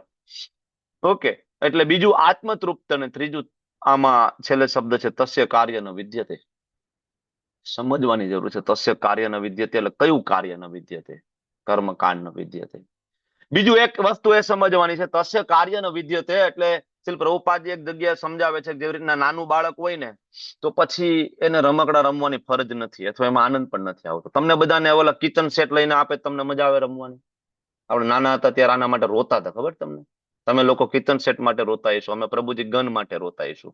કે ગન લઈ દ્યો મેળામાં જાય ત્યારે, ખબર છે? બરાબર. પછી પપ્પા એમ કે છેલ્લે દિવસે લઈશું, કે છેલ્લે દિવસે થોડું સસ્તું મળી જાય, કે છેલ્લે દિવસે, કે ત્યારે બધા લઈને જવાના હોય છેલ્લે દિવસે. આખી જન્માષ્ટમીમાં રોજ મેળામાં જાય, પણ રાહ હોય છેલ્લા દિવસની, રમકડા છેલ્લા દિવસે આવે. કારણ કે બરાબર પપ્પાને ખબર હોય કે આને આજ લઈ દેશું કાલ બીજા માગશે, વળી કાલ લઈ દો ત્રીજા માગશે, ત્યાં તો આ છેલ્લી નોયમ આવશે ત્યાં તો તોડીને ઠેકાણે પાડી નાખ્યા હશે. એટલે ખબર જ હોય કે આ 10મ 11 નો છેલ્લો દિવસ કયો છે, એ દિવસે આને લઈ દેશું. બરાબર. તો હવે અત્યારે આપણને એ વસ્તુ આપણને આપે તો એનાથી આપણને કોઈ આનંદ ના આવે. પ્લાસ્ટિકની ગન તમને મને આપી દે, તમને કિચન સેટ આપી દે તો આનંદ નહીં આવે. હવે રમકડા રમવાની ફરજ પણ નથી ને એમાં આનંદ પણ નથી આવતો. એવી રીતના જયારે વ્યક્તિ ભગવાનની શુદ્ધ પ્રેમ ભક્તિની અંદર લિપ્ત થાય ને પછી એને કર્મકાંડમાં કોઈ ઇન્ટરેસ્ટ નથી પડતો, સામાજિક વિધિઓમાં પણ એને કોઈ ઇન્ટરેસ્ટ નથી પડતો. આપણને હજી તો મજા આવે એમ કે દાંડિયા રાસનું ઇન્વિટેશન મળી જાય તો મજા આવે, બેનપણીના લગ્નમાં જવાનું ઇન્વિટેશન મળી જાય મજા આવે. આઈશ રોજ ભક્તિ ભક્તિ ભક્તિ કંઈક ચેન્જ, આપણે એમે ચેન્જ ગોતતા હોઈએ. બરાબર. તો નથી, આપણે આત્મરતિ નથી, આપણે આત્મતૃપ્ત નથી, આપણે આત્મની વચ્ચે સંતુષ્ટ નથી. એટલા માટે શ્રી પ્રભુપાદજી આ શ્લોકને આંતરિક શાંતિનું સરનામું અપાવે છે. આ શ્લોકની અંદરથી આપણને આંતરિક શાંતિનું સરનામું. કૃષ્ણ ભાવનાવૃતમાં જયારે સ્થિર થઈએ ને તો આપણને આંતરિક શાંતિ મળશે. પછી દર વર્ષે બરાબર હજારો લાખો રૂપિયાના પેકેજ ટૂર્સ એન્ડ ટ્રાવેલ્સ પાસેથી આપણે નહીં લેવા પડે. સિમલાનું પેકેજ, કેરલાનું પેકેજ, મનાલીનું પેકેજ, સિક્કિમનું બરાબર. એ પછી ઘણા બધા એવરેસ્ટ સર કરવા જતા હોય છે, એની જરૂર નહીં પડે. સિમ્પલ ઘરે બેસીએ, જપ કરીએ, ઠાકોરજીની સેવા, ભગવાન શાલિગ્રામજી હોય તો શાલિગ્રામજી, લડ્ડુ ગોપાલ ગોરનીતા હોય તો ગોરનીતાની, અને એમાં જ આનંદ આવશે. સવાર, બપોર, સાંજ, બરાબર. સાંજે ભગવાનને સરસ શયન આપીએ. અત્યારે ચંદન યાત્રા ચાલી રહી છે, બરાબર. તો ઘણા બધા ભક્તો ઘરે ચંદન યાત્રા ભગવાનને બરાબર ચંદન અર્પણ કરતા હશે. તો અત્યારે ખૂબ આનંદ આવે. આ દિવસો ખૂબ આનંદમય છે. ભગવાનને સરસ મજાનું ચંદન અર્પણ કરવું, રક્ત ચંદન, એની અંદર ગોપી ચંદન થોડું મિક્સ કરી, એની અંદર થોડું અત્તર મિક્સ કરી, એમાં થોડું કપૂર મિક્સ કરીએ, બરાબર. એની અંદર થોડુંક ગંગાજળ મિક્સ કરીએ, એમાં થોડું કેસર મિક્સ કરીએ, અને એને સરસ મજાનું ઘૂંટીને જાડી એવી પેસ્ટ બનાવીને ભગવાન ઉપર લગાડી દીધી. ભગવાનને ખૂબ આનંદ આવે ને એના કરતા વધારે આનંદ ભગવાનના ભક્તોને આવે. અત્યારે ચંદન યાત્રા ચાલી રહી છે. બીજે દિવસે જયારે ચંદન આપણે કાઢીએ, સાંજે પાછું ચંદન કાઢીએ તો ચંદન આપણે પ્રસાદી સ્વરૂપે મળે, અને પ્રસાદી સ્વરૂપે લેવામાં એટલો આનંદ, બરાબર. તો જયારે આપણે ભક્તિમાં ઉન્નત થાય ત્યારે આપણને આવા લક્ષણો દેખાય કે ભાઈ આનંદ છે એ બસ અહીંયા જ છે, ઠાકોરજી સાથે છે, બરાબર. હવે જે નિયત કર્મ કરતો નથી તો એનો મતલબ એવો નથી કે બીજા ઉપર બોજ બની જાય. આગળના શ્લોકમાં ભગવાન કહે છે, નેવ તસ્ય કૃતે નાર્થો ના કૃતે નેહ કશ્ચન ન ચસ્ય સર્વભૂતેષુ કશ્ચિદ અર્થ વ્યપાશ્રય. હવે એવું નથી કે એને કોઈ નિયત કર્તવ્ય કર્મ નથી એટલે હવે બીજા ઉપર બધા ઉપર બોજ બની ગયો છે. નો, આત્મ સાક્ષાત્કારી પુરુષની સ્થિતિને આ શ્લોક વધારે સ્પષ્ટ બનાવે છે. કૃષ્ણ સાથે પૂર્ણપણે જોડાયેલી જે વ્યક્તિ હોય એને આ ભૌતિક જગતની અંદર એની સ્થિતિ કેવી છે એ આ શ્લોક વધારે સ્પષ્ટ કરે છે. કે નિયત કર્તવ્યો કર્મ કરવાની ન તો એને જરૂર છે, આવું કર્મ કરવાનું એને કોઈ કારણ પણ નથી. આપણે આગળ આ સમજી ગયા આગળના શ્લોકમાં શું કામ કારણ નથી. શું કામ કારણ નથી? તો કે એને ભૌતિક ઈચ્છા જ નથી, તો કારણ ક્યાંથી હોય? એને ઈચ્છા જ નથી, ભૌતિક એવી કોઈ ઈચ્છા જ નથી, તો એની પાસે કોઈ કારણ નથી, અને બીજા ઉપર નિર્ભર પણ નથી રહેતું, બરાબર. ભગવાન દ્વારા જે કઈ વ્યવસ્થા થઈ એ વ્યવસ્થા ઉપર એને 100% બરાબર એને વિશ્વાસ છે, એટલે એને કહેવાય અભયમ, બરાબર. જ્યાં સુધી અભયમ નામનો ગુણ હૃદયમાં પ્રગટ ના થાય ત્યાં સુધી વ્યક્તિએ સંન્યાસ ના લેવો જોઈએ. શ્રીલ પ્રભુપાદજી 16મા અધ્યાયના શરૂઆતમાં શ્લોકમાં આ વસ્તુ સમજાવે છે, અભયમ, બરાબર. પ્રભુપાદ તાત્પર્ય બહુ નાનું એવું છે, આપણે વાંચવું છે. તમે લોકો વાંચો, ચાલો, કમાન, રેઝ યોર હેન્ડ. પ્રિન્સી માતાજી વાંચો. હરે કૃષ્ણ પ્રભુજી. ભાવાત્મા શ્રીલા પ્રભુપાદની છે. આત્મ સાક્ષાત્કાર પામેલા મનુષ્યને કૃષ્ણ ભાવના યુક્ત કાર્યો સિવાયના કોઈ પણ નિયત કર્મ કરવાના રહેતા નથી. હવે પછીના શ્લોકમાં દર્શાવશે તેમ આ કૃષ્ણ ભાવના નિષ્ક્રિયતા પણ નથી. કૃષ્ણ ભાવના યુક્ત મનુષ્ય કોઈનો આશ્રય લેતો નથી, ભલે તે માનવ હોય કે દેવ હોય. કૃષ્ણ ભાવના મૃતમાં તે જે કંઈ કરે છે તે જ તેને માટે કર્તવ્ય પાલન અંગે પૂરતું હોય છે. હરે કૃષ્ણ. નાનો એવો ભાવાર્થ છે પણ બહુ પાવરફુલ ભાવાર્થ છે. કૃષ્ણ ભાવના મૃત વ્યક્તિ કોઈનો આશ્રય લેતો નથી. ખાલી કોનો આશ્રય લે છે? કૃષ્ણનો, બીજા કોઈનો આશ્રય. બરાબર. ને આપણે જે બધાના આશ્રય લેતા આવીએ છીએ તો કેવું છે, ગુડી ગુડી ટાઈમ છે એટલે ભક્તિ આપણી થઈ રહી છે. જીવનમાં જયારે કહેવાય ને ગ્રાફ થોડો નીચે જશે ત્યારે આપણે ઘણા બધાના શરણમાં જતા રહીશું. આવું બનશે. બરાબર. તો આવા સ્વરૂપ સિદ્ધ વ્યક્તિ હોય, એની કોઈ ઈચ્છા જ નથી એટલે શું કામ કર્મકાંડ કરશે? ભગવાન અહીં કહે છે એની પાસે કરવાનું કોઈ કારણ નથી. તો એનો મતલબ ફરીથી પ્રભુપાદ સમજાવે છે કે એનો મતલબ એવો નથી કે આ સ્વરૂપ સિદ્ધ વ્યક્તિ નિષ્ક્રિય થઈ જાય ને ગુફામાં જઈને બેસી જાય. આખી ભગવદ્ ગીતામાં ગુફામાં જઈને બેસવા માટેનો એકેય શ્લોક નથી આપ્યો. આખી ભગવદ્ ગીતામાં અખાડામાં જઈને બેસીને નિષ્ક્રિય થવાનો પણ એક પણ શ્લોક આપ્યો નથી. બરાબર. તો ભગવાન બહુ ક્લિયરલી આ શ્લોકની અંદર સમજાવે છે આપણને કે મારો ભક્ત છે ક્યારેય નિષ્ક્રિય હોતો નથી. અને શ્રી પ્રભુપાદજી આપણને પ્રેક્ટિકલ એક્ઝામ્પલ આપ્યું. 70 વર્ષની ઉંમરે પ્રભુપાદ ધારે તો વૃંદાવનમાં બેસી શકે ને. ઘણા સાધુ સંતો વૃંદાવનની અંદર સ્થાન સંન્યાસ લઈ લે, પછી વૃંદાવનની બહાર ક્યારેય જાય નહીં. તો પ્રભુપાદ પણ ત્યાં રાધા દામોદર ટેમ્પલમાં હતા તો ત્યાં સ્થાન સંન્યાસ લઈ લે તો પ્રભુપાદ માટે ત્યાં નાની એવી કુટીર પણ હતી. બરાબર. ને નાનું એવું કિચન પણ હતું. તો ત્યાં એમનો બાકીનો જીવનકાળ આરામથી નીકળી જાત રાધા દામોદરજીના શરણોમાં, યમુના નદીના કિનારે. અને છેલ્લે ભગવતધામ જતા રહે પોતાની ભક્તિ કરતા કરતા. બરાબર ને? પણ એવું કર્યું નહીં. જે સંતો મહંતો એવું ઈચ્છે અને જે આપણા ભક્તો પણ એવું ઈચ્છે કે થોડીક ભક્તિ આપણે કરી લે, આપણે એવું ઈચ્છે કે ભાઈ વૃંદાવનમાં એક ફ્લેટ લઈ લેવું, વૃંદાવન મારે જતું રહેવું છે. પ્રભુપાદે આપણને આવું ગાઈડલાઈન આપી નથી. પ્રભુપાદે એના જીવનના પ્રેક્ટિકલ બતાવીને આપણને આવું કહ્યું નથી કે તમે ત્યાં જઈને સ્થાયી થઈ જાઓ. બરાબર. એક વખત પ્રભુપાદ વૃંદાવન હતા અને પ્રભુપાદને એક ડિસાઇપલ, તો એ એક ભક્ત હતા, એ વૃંદાવનમાં આવી ગયા હતા. બસ વૃંદાવનમાં રહીએ, માળા કરે, જપ કરે. પછી એક દિવસ પ્રભુપાદ કે વૃંદાવનમાં કે બહુ મજા આવે છે, કાંઈ બહુ આનંદ આવે છે. પ્રભુપાદ કે વૃંદાવન છે ને તારા આનંદ માટે નથી, વૃંદાવન કૃષ્ણના આનંદ માટે છે. આ તારા આનંદ માટે નથી બનાવેલું. અહીંથી બહાર નીકળ. પ્રભુપાદે એમને કહ્યું બહાર નીકળ, ગેટ આઉટ ફ્રોમ હિયર. વૃંદાવનથી બહાર નીકળ, આખા સંસારમાં જા ને પ્રચાર કર. વૃંદાવન તારા આનંદ માટે નથી બનાવેલું, કૃષ્ણના આનંદ માટે છે. એટલે આપણી ફિલોસોફી બહુ ક્લિયર છે. આપણી ફિલોસોફીનો પાયો છે પ્રચાર. પ્રચાર હી સાર. તમે ગમે ત્યાં હોય, તમે ગમે તે પોસ્ટ ને પોઝિશન ઉપર હોય, તમે ડોક્ટર હોય, એન્જિનિયર હોય, તમે સ્ત્રી હોય, પુરુષ હોય, વોટેવર, ગૃહિણી હોય, ટીચર હોય, ગમે તે, જો તમે પ્રચાર નથી કરતા then you are not followers of ISKCON. બહુ ક્લિયર. તમે પ્રચાર નથી કરતા તો તમે ISKCON ના ફોલોવર્સ નથી. ISKCON ના ફોલોવર્સ મીન્સ પ્રચાર. પ્રચાર એ પાયો છે. પ્રચારનો મતલબ એવો નહીં કે ખાલી ક્લાસ લેવો જ પ્રચાર છે. પ્રચાર એટલે ભગવાન માટે ભોગ બનાવવો, પ્રચાર એટલે તિલક કરવું, પ્રચાર એટલે કીર્તન કરવું, પ્રચાર એટલે જપ કરો, પ્રચાર એટલે વૈષ્ણવોની સેવા કરવી, પ્રચાર એટલે ગૌ માતાની સેવા કરવી, પ્રચાર એટલે તિલક ધારણ કરવું, પ્રચાર એટલે ગોપી ડ્રેસ પહેરવો, પ્રચાર એટલે ધોતી કુર્તો ધારણ કરવો. આ બધું જ પ્રચારનો એક ભાગ છે. પ્રચાર એટલે બુક ડિસ્ટ્રીબ્યુશન. જરૂરી નથી કે આપણે બધા ક્લાસ લઈ શકીએ, બધામાં સેમ એબિલિટી ના હોય. કોઈ બુક ડિસ્ટ્રીબ્યુશનમાં એક્સપર્ટ હોય, કોઈ ક્લાસ લેવામાં એક્સપર્ટ હોય, કોઈ દાન દેવામાં એક્સપર્ટ હોય, કોઈ મંદિર માર્જનમમાં એક્સપર્ટ હોય, કોઈ શૃંગાર કરવામાં એક્સપર્ટ હોય. આ બધું જ પ્રચાર છે. બરાબર. તો શું પ્રેક્ટિકલ એપ્લિકેશન તમે સમજ્યા આ શ્લોકમાંથી? Rays your hand. કમાન. ચાલો ચાલો ચાલો.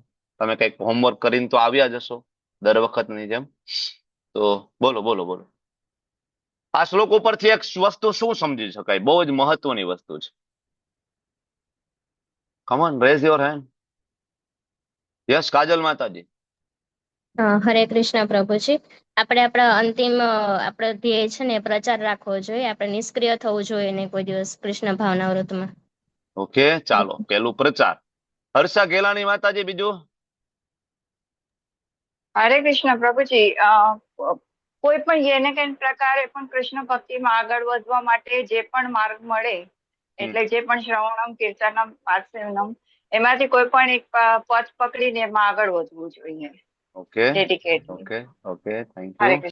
વિશાલ આહિર પ્રભુ, શું શીખ્યા? પ્રભુજી ખાલી ભગવાન ઉપર નિર્ભર રહેવાનું, બીજા કોઈ જીવાત્મા ઉપર. No dependency on any living being. બહુ મહત્વની ટીચિંગ છે આ શ્લોકની અંદર. કોઈ ઉપર નિર્ભર રહેવાની જરૂર નથી, કોઈ ઉપર નિર્ભર રહેવાની જરૂર નથી. આપણા સુખ માટે કોઈ પણ લોકો અથવા કોઈ સંજોગો ઉપર આધાર રાખવાની જરૂર નથી. આપણી યાત્રા છે એ જ સુખમય છે, આપણું ઉઠવું જ સુખમય છે. ભલે મંગલા આરતીમાં જે ઉઠાતું નથી એટલે સુખમય નથી લાગતું, પણ આપણું સવારનું ઉઠવું એ જ સુખમય છે. આપણું સવારે ભગવાન માટે સ્નાન કરવું એ સુખમય છે. આપણું ભગવાન માટે ધોતી કુર્તો પહેરવો એ સુખમય છે. આપણું ભગવાન માટે ભોગ લગાડવો, ભોગ બનાવવો, મંગલા આરતી અટેન્ડ કરી, તુલસી આરતી, નરસિંહ આરતી અટેન્ડ કરવી એ સુખમય છે. સુખ માટે સંજોગો, વ્યક્તિ, વસ્તુ ઉપર આપણે ડિપેન્ડેબલ રહેવાની જરૂર નથી. એટલે બીજી વસ્તુ છે, ભક્તિ એ સર્વોચ્ચ ફરજ છે આની અંદર. Devotion as the ultimate duty. અને આ શ્લોક નો નિષ્કર્ષ પરમ નિર્ભયતા, બે શબ્દોમાં કેવું હોય તો પરમ નિર્ભયતા આપણને શીખવે છે. સહેલું નથી કઈ એટલું. તમને શું લાગે? આટલા મહાન સંતો, મહાન ભક્તો જગન્નાથપુરીની અંદર, વૃંદાવનની અંદર, ઘણી વખત આપણે એમ થાય કે આ લોકોનું ખાવા પીવાની વ્યવસ્થા કેમ થતી હશે, આ લોકો ક્યાં સૂતા હશે? આપણે તો 5 દિવસ વૃંદાવન ગયા હોય તો આપણે હોટલમાં ચેક ઇન કરવાનું છે, ને એને માટે તો આપણે 10 પ્રકારની હોટલો જોઈ હોય ને, એસી છે નથી, ફલાણું ઢીકણું, જમવાનું, બ્રેકફાસ્ટ ને ડિનર. અને ઘણા બધા વૃંદાવન જગન્નાથપુરીમાં ભક્તો છે, કોઈ વ્યવસ્થા નહીં, કોઈ બિલકુલ નહીં, કોઈ રજીસ્ટ્રેશન નહીં, કાંઈ નહીં, જાય ને બસ રાધારાણી જે રીતના રાખે એ રીતના સંપૂર્ણ પરમ નિર્ભયતા, કોઈ ઉપર આધાર નથી. ઓકે, તો આગળના શ્લોકની અંદર ભગવાન કહે છે, તેથી કર્મના ફળમાં આસક્ત થયા વગર મનુષ્ય પોતાનું કર્તવ્ય સમજીને, હવે ભગવાન પાછા મુદ્દા ઉપર આવ્યા. ગુફામાં જવાની જરૂર નથી, નિરંતર કર્મ કરતા રહેવું જોઈએ. પણ કર્મ કેવું હોવું જોઈએ? અસક્ત. તસ્માત અસક્ત સતતમ કાર્યમ કર્મ સમાચર, અસક્તો હિ આચરન કર્મ પરમાત્મોક્તિ પુરુષ. પરમાત્મોક્તિ પુરુષ. હવે અહીંયા એવું કહેવામાં આવ્યું કે કર્મ કરવાથી મનુષ્યને પરમેશ્વરની પ્રાપ્તિ થઈ જાય છે. તો આ શ્લોક નિષ્કામ કર્મયોગનો સૌથી મહત્વનો સિદ્ધાંત આપણને આપે છે. સાધારણ મનુષ્ય પણ જીવન જીવતો ભગવાનને પ્રાપ્ત કરી શકે છે. તો તમને બધાનું પ્રશ્ન પૂછું છું, ધ્યાનપૂર્વક પ્રશ્ન સાંભળો. આગળ 7 થી લઈને 12 શ્લોકમાં ભક્તિ યોગની ચર્ચા આવશે. તમે હું બધા આપણે જાણીએ છીએ કે ભક્તિ યોગ વગર ભગવાનને પ્રાપ્ત કરવા એ શક્ય નથી. આગળ ઘણા બધા એવા શ્લોક આવશે કે ભક્તિ વગર ભગવાન ક્યારેય પ્રાપ્ત થતા નથી. બરાબર ને? કે ખોટી વાત છે? તમે જાણો છો ને આ વસ્તુ. ઓકે, તો આ શ્લોકમાં ભગવાન એવું કહ્યું કે અશક્તો હિ આચરણ કર્મ પરમાત્મનોક્તિ પુરુષ, કે એ પરમ આપનોતિ પ્રાપ્ત કરે છે પુરુષ એટલે ભગવાનને, પરમેશ્વરની પ્રાપ્તિ કરે. ક્યારે? તો કે એ અનાસક્ત રહીને કર્મ કરે. તો પછી ભક્તિ કરવાની શું જરૂર છે? તમને બધાનું પ્રશ્ન પૂછું છું. ત્યારે ભગવાન આ શ્લોકમાં એમ કહે છે કે અનાસક્ત રહીને કર્મ કરવાથી મનુષ્યને પરમેશ્વરની પ્રાપ્તિ થઈ જાય છે. ભક્તિ કરવાની જરૂર શું? કમોન, સમજાવો. ચાલો ચાલો ચાલો ચાલો, કોણ સમજાવશે?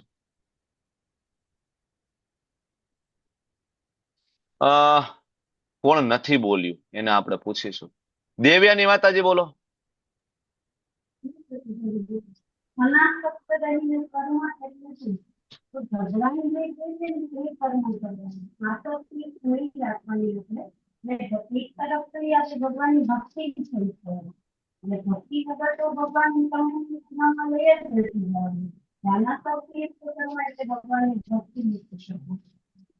ઓકે ઓકે, રાજેશ્વરી માતાજી શું કહો છો? હરે કૃષ્ણ પ્રભુજી. હરે કૃષ્ણ. હા, કર્મ બધા સેન્ટર, કોઈ પણ કર્મમાં ભગવાનને સેન્ટર રાખવાના છે. એટલે કોઈ પણ કર્મ પ્રત્યે આસક્તિ નથી રાખવાની અને ફળ બધા ભગવાનને અર્પણ કરવાના છે. નિષ્કામ કર્મ કહી શકાય તેને. એટલે ઓકે. એ એક ભક્તિનો જ એક પ્રકાર થયો. ધીરે ધીરે આપણે ભગવાન પ્રત્યે પણ આ શ્લોકની અંદર ભગવાન માટેનો કોઈ શબ્દ વાપર્યો નથી કે ભગવાન માટે કર્મ કરવું. અહીંયા શ્લોકમાં એવું લખ્યું છે કે અનાસક્ત રહીને ખાલી કર્મ કરો ને તમે, કે તમારા કર્મમાં આસક્ત ના થાવ, બસ તોય તમને ભગવાન મળી જાય. આ શ્લોક તો ખાલી એટલું જ કહેવા માંગે છે. શું કહો છો તમે રિદ્ધિ માતાજી, શું કહો છો? હરે કૃષ્ણ પ્રભુજી, દંડવત પ્રણામ. હરે કૃષ્ણ. અટેચમેન્ટ નથી રાખવાનું, કર્મ કરવાનું, પણ અટેચમેન્ટ રાખશું નહીં તો ભગવાન મળી જશે. તો આપણને જે એનું શું કહેવાય, એનું શબ્દ ભૂલી ગઈ. કર્મ બંધન. હા, કર્મનું બંધન નહીં થાય.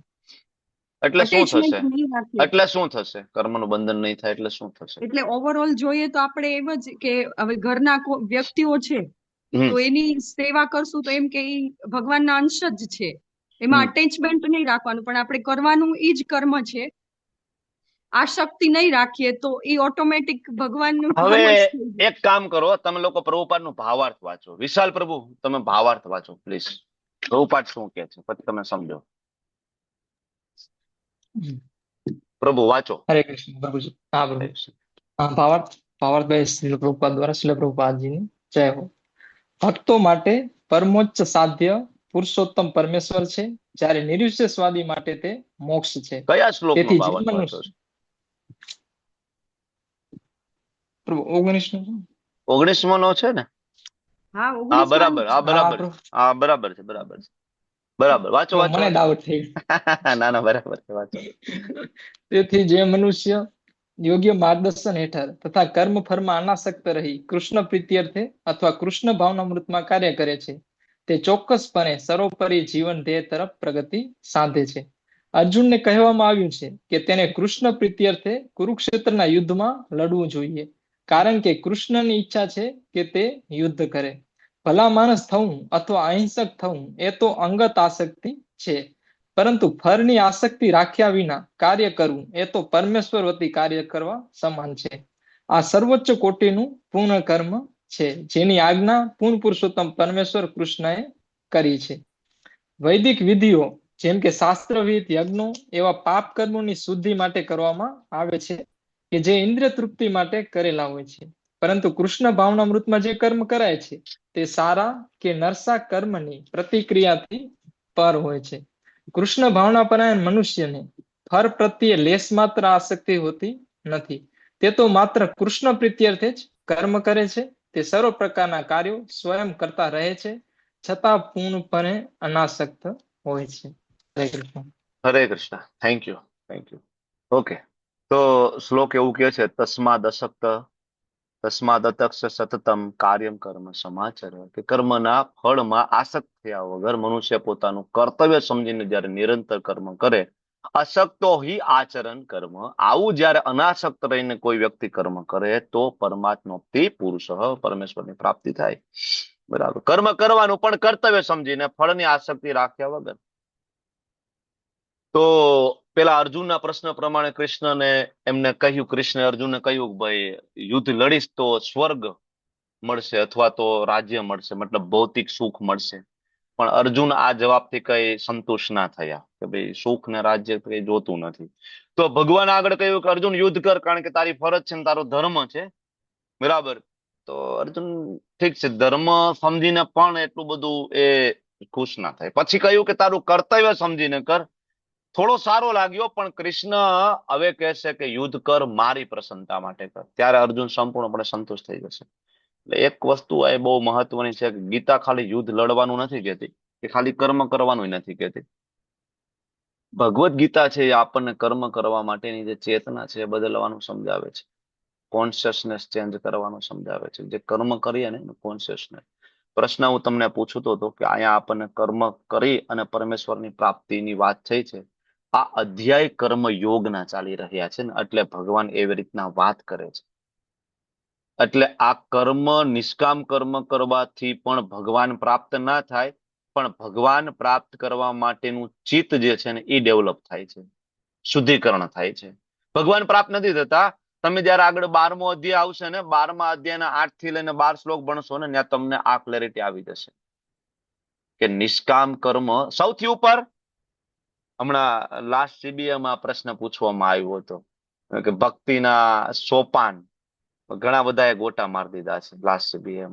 આન્સર શીટ આપણે વાંચીએ તો કઈ ના કઈ આન્સરો લખ્યા છે. બરાબર. ભક્તિના સોપાનમાં સૌથી ઉપર કઈ ભક્તિ આવે? વિશાલ પ્રભુ. પ્રભુજી અનન્ય ભક્તિ. અનન્ય ભક્તિ. ત્યાંથી થોડા નીચે ઉતરો તો કઈ ભક્તિ આવે? સાધના ભક્તિ. વૈદિક સાધના ભક્તિ. વૈદિક સાધના. એનાથી નીચે ઉતરો તો શું આવે? કૃષ્ણની પ્રત્યક્ષ સેવા, સકામ, કૃષ્ણ માટે કર્મ કરવું. નિષ્કામ કર્મ. નિષ્કામ કર્મ. એની નીચે સકામ કર્મ, એની નીચે જ્ઞાન ધ્યાન વાળો વિભાગ છે. તો હવે એમાં નીચેથી લઈ અને વૈદિક સાધના ભક્તિમાં એકેમાં ભગવાનની પ્રાપ્તિ ન થાય. ભગવાનની પ્રાપ્તિ અનન્ય ભક્તિથી જ પ્રાપ્ત થાય છે. વૈદિક સાધના ભક્તિથી પણ ભગવાનની પ્રાપ્તિ ન થાય. એ આપણને અનન્ય ભક્તિ માટે પ્રિપેર કરે છે, ખાલી પ્રિપેર કરે છે. અને ઇવન અનન્ય ભક્તિ ઉપર પણ રાગાનુગા ભક્તિ છે, પ્રેમ ભક્તિ અને ભાવ ભક્તિ એના ઉપર છે. તો એ બધી ઉપરની ભક્તિ માટે નીચેના આ બધા રસ્તા આપણને તૈયાર કરે છે. તો આ કર્મ યોગ વાળો વિભાગ ચાલે છે ને, એટલે ભગવાન અહીંયા એવું કહે છે કે અનાસક્ત રહીને કર્મ કરીશ ને તો છેલ્લે પરમેશ્વરની પ્રાપ્તિ થશે. કેવી રીતના? તો કે કર્મ કરવાથી તું શુદ્ધ થઈશ ને તો તું ભક્તિને સમજી શકીશ ને, ભક્તિને સમજી શકીશ ને ત્યારે તને પરમેશ્વરની પ્રાપ્તિ થશે. અશક્ત સતતમ કાર્ય, નિરંતર કાર્ય કરવું જોઈએ. પ્રેક્ટિકલ એપ્લિકેશન્સ, દૈનિક આપણી જે પ્રવૃત્તિ હોય એમાં રિઝલ્ટ ઉપર ધ્યાન આપવા કરતા પ્રોસેસ ઉપર ધ્યાન આપવું બહુ જરૂરી છે. એક આ વસ્તુ આ શ્લોકમાંથી શીખવાની છે. રિઝલ્ટ ઉપર ધ્યાન આપવા કરતા પ્રોસેસ. આ કોના જેવો શ્લોક છે? કર્મણ્યેવાધિકારસ્તે મા ફલેષુ કદાચન. એના જેવું જ છે. એમાં ભગવાન સેમ વસ્તુ સમજાવે, આમાં ભગવાન એ જ વસ્તુ સમજાવે. તો પ્રોસેસ ઉપર ફોકસ કરવું જોઈએ. એમાં આપણે એક એક્ઝામ્પલ આપીએ છીએ. તમને ખબર છે ને, બાળકની એક્ઝામ હોય એમાં એક બાળક છે એનું ફોકસ રિઝલ્ટ ઉપર અને એક બાળકનું ફોકસ ભણવામાં. તો તમે એને હું જાણીએ છીએ કે કોને વધારે સારા માર્ક આવશે. બીજો એક આમાં શબ્દ છે સમાચાર. સમાચાર એટલે ઉત્તમ રીતે આચરણ. ઉત્તમ રીતે આચરણ. જયપતાકા સ્વામીજી મહારાજ સમજાવે છે કે કૃષ્ણ માટે કરવામાં આવતું કાર્ય છે સૌથી શ્રેષ્ઠ હોવું જોઈએ. જો આપણે ઓફિસનું કામ બેદરકારીથી કરતા હોય અને આપણે એમ કહીએ કે હું તો ભક્ત છું, તો એ ખોટું છે. ભક્ત હોય ને તે ઓફિસનું કામ એ શ્રેષ્ઠ રીતના કરે, પોતાનું પ્રોફેશનનું કામ એ શ્રેષ્ઠ રીતના કરે. બરાબર. તો જે પણ જવાબદારી આપણા ફાળે આવી હોય ભગવાનની સેવા માનીને પરફેક્શન સાથે કરવી જોઈએ. એને કહેવાય સમાચાર. પરમ પદની પ્રાપ્તિ, અટેનિંગ ધ સુપ્રીમ. બરાબર. તો આ શ્લોક ઉપરથી એક વસ્તુ એ ખબર પડશે, અશક્તો હિ આચરણ કર્મ પરમાપ્નોતિ પુરુષ. બરાબર. કે આ જગતમાં રહીને, આ સંસારમાં રહીને, પોસ્ટ અને પોઝિશન ઉપરમાં રહીને, પતિ પત્ની બાળકો સાથે રહીને, સાસુ સસરા સાથે રહીને, સમાજમાં રહીને પણ ભગવાનને પ્રાપ્ત કરી શકાય છે. એ આ શ્લોક કહેવા માંગે છે. બીજી વસ્તુ, મુક્તિ મેળવવા માટે હિમાલયમાં જવાની જરૂર નથી. તમે રસોડામાં ઉભા ભગવાન માટે ભોગ બનાવતા બનાવતા પણ ભગવાનના ધામમાં જઈ શકો. ગોલોકમાં તમારા રસોડાથી. તમે તમારા જોબ ઉપરથી, તમારા બિઝનેસ ઉપરથી પણ જઈ શકો છો, ઓફિસમાંથી જઈ શકો છો. પદ્મપત્ર મીમાંબસા. કમળપત્ર હોય એના ઉપર કાદવ પાણી ટકતું નથી એ રીતે. બરાબર. કૃષ્ણાર્પણમ. એટલા માટે આપણે જે કઈ સેવા કરીએ, જપ કરીએ, તો છેલ્લે આપણે શું કહીએ? છેલ્લે આપણે શું કહીએ? બોલો. ઓમ તત્સત. ઓમ તત્સત. ઓમ તત્સત. શું મતલબ થાય? ઓમ તત્સત નો મતલબ શું થાય? ભગવાનને અર્પણ કરવું. ભગવાનને અર્પણ કરવું. ઓકે. પછી પ્રોપર વ્યવસ્થિત રીતના અર્થ સમજાવો. ઓમ તત્ અને સત શું કયો છો? એનીબડી? દયાલક્ષ્મી માતાજી સમજાવો. ઓમ તત્સત સમજાવો દયાલક્ષ્મી માતાજી. હરે કૃષ્ણ પ્રભુ. ઓમ એટલે આપણે ભગવાનને સંબોધીએ છીએ. તત્સત એટલે જે કાંઈ કરું છું એ તને અર્પણ કરું છું, તારા માટે કરું છું. તો જે પણ કાંઈ આપણે કરીએ છીએ એ ભગવાનને અર્પણ કરવા માટે કરીએ છીએ. Okay okay, thank you. બરાબર છે. પરેશ પ્રભુજી શું કહો છો? ઓમ તત્ સત. હરે કૃષ્ણ પ્રભુજી. ઓમ એટલે ભગવાન શ્રી કૃષ્ણ, તત્ એટલે તમારા માટે. હા. સત એટલે શાશ્વત. શાશ્વત. ઓમ, અ, ઉ અને મ 3 અક્ષરનો બનેલો શબ્દ. એમાં અકાર, અકાર એટલે કૃષ્ણ. ઓમ પ્રણવ સર્વ વેદેષુ. પ્રણવ એટલે ઓમ અને ઓમ એટલે કૃષ્ણ. પેલું તત તત્વમ અસી, તેમના માટે. છાંદોગ્ય ઉપનિષદ નું સૂત્ર તત્વમસી, એના ઉપરથી આવ્યો શબ્દ તત. અને સત, સત એટલે શાશ્વત. કે જે ઓમ જે સર્વવ્યાપક ભગવાન શ્રી કૃષ્ણ છે, તત એટલે તેમના માટે કરવામાં આવેલું દરેક કાર્ય સત એટલે કે શાશ્વત હોય છે. એટલા માટે આપણે જે કઈ કરીએ કોના માટે કરીએ છીએ? કૃષ્ણ માટે. ઓમ તત્સત. કૃષ્ણ અર્પણમ અસ્તુ. કે ભાઈ જે કઈ આપણે ભગવાનની સેવા માટે. તો આ શ્લોક આપણને શીખડાવે છે ક્રિયાવંત આધ્યાત્મિકતા. ગુજરાતીમાં થોડોક અઘરો શબ્દ લાગે, અંગ્રેજીમાં થોડુંક હેલું લાગે. Active spirituality. Active spirituality. Spirituality ખરી, પણ કેવી? એક્ટિવ. ગુફામાં જવાની મનાઈ છે. ઝૂંપડી બાંધીને એક જગ્યાએ બેસીને ભક્તિ કરવાની મનાઈ છે ગૌડિયા વૈષ્ણવ પરંપરાની અંદર. આપણા આચાર્ય પરંપરામાં કોઈ આવું નથી કર્યું. સનાતન ગોસ્વામી, રૂપ ગોસ્વામી થી લઈને ઉપરના આચાર્યોથી લઈને નીચેના આચાર્યો, નેવર એન્ડ એવર આવો કોઈ કન્સેપ્ટ જ નથી ગૌડિયા વૈષ્ણવ પરંપરામાં કે પોતાના માટે જ ભક્તિ કરવી. ભગવાન ચૈતન્ય મહાપ્રભુએ બહુ ના પાડી છે. પોતાના માટે ભક્તિ નહીં, ભક્તિ સંસાર માટે કરવાની, બધાને લઈને ભગવત ધામ જવાનું, એકલા જવાનું નથી. તો આગળના શ્લોકની અંદર ભગવાન સંસારમાં હોય, બિઝી શેડ્યુલ હોય, બરાબર, વેરી રીચ પર્સન હોય, એના માટે એની ઉપર ખૂબ જવાબદારીઓ હોય, અને છતાં પણ એને ભક્તિ કરતા હોય. એની એક્ઝામ્પલ ભગવાન આવું કોઈ ઉદાહરણ આપે છે. બરાબર. તો 20મો શ્લોક જે છે એ ભગવાન શ્રી કૃષ્ણ ઇતિહાસના મહાન પુરુષોનું એક્ઝામ્પલ આપીને સમજાવવા માંગે છે કે કર્મ કરવું અનિવાર્ય છે. કર્મ કરવું અનિવાર્ય છે. આ શ્લોક સામાજિક જવાબદારી અને આધ્યાત્મિક સિદ્ધિનો સુંદર સમન્વય છે. શું શું? સામાજિક જવાબદારી અને આધ્યાત્મિક સિદ્ધિ એનો સમન્વય છે આ શ્લોક જે છે. કર્મણેવ હિ સંસિદ્ધિ કર્મણા હિ સંસિદ્ધિમ આસ્થિતા જનકાદય. જનક આદય એટલે જનક અને અન્ય રાજાઓ. આ જનક રાજા એટલે કોણ છે? Who is જનક રાજા? સીતા સીતા માતાના માતાના પિતા. પિતા. સીતા માતાના પિતા. રામજીના સસુર. રામના સસરા ને સીતા માના પિતા. રામચંદ્રજીના સસરાની વાત થાય છે તો વિચાર કરો કે કોઈ સામાન્ય તો કોઈ વ્યક્તિ હશે ને કે જેના જમાઈ રામચંદ્રજી હોય. સામાન્ય વ્યક્તિ તો કોઈ હશે નહીં જેમની ઘરે જેમની દીકરી સ્વયં બરાબર ને જગત જનની બરાબર સીતા દેવી હોય તો એ કોઈ સામાન્ય પુરુષ તો હોવાનો છે જ નહીં. બરાબર. આત્મ સાક્ષાત્કારી પુરુષ, સ્વયં ભગવાનના પાર્ષદ જનક રાજા. આસ્થિતા જનકાદય લોક સંગ્રહમ એવ અપી. એમને પણ સાધારણ જન સમુદાય માટે સંપશ્યન કર્તુમ અર્હસી કર્યું હતું.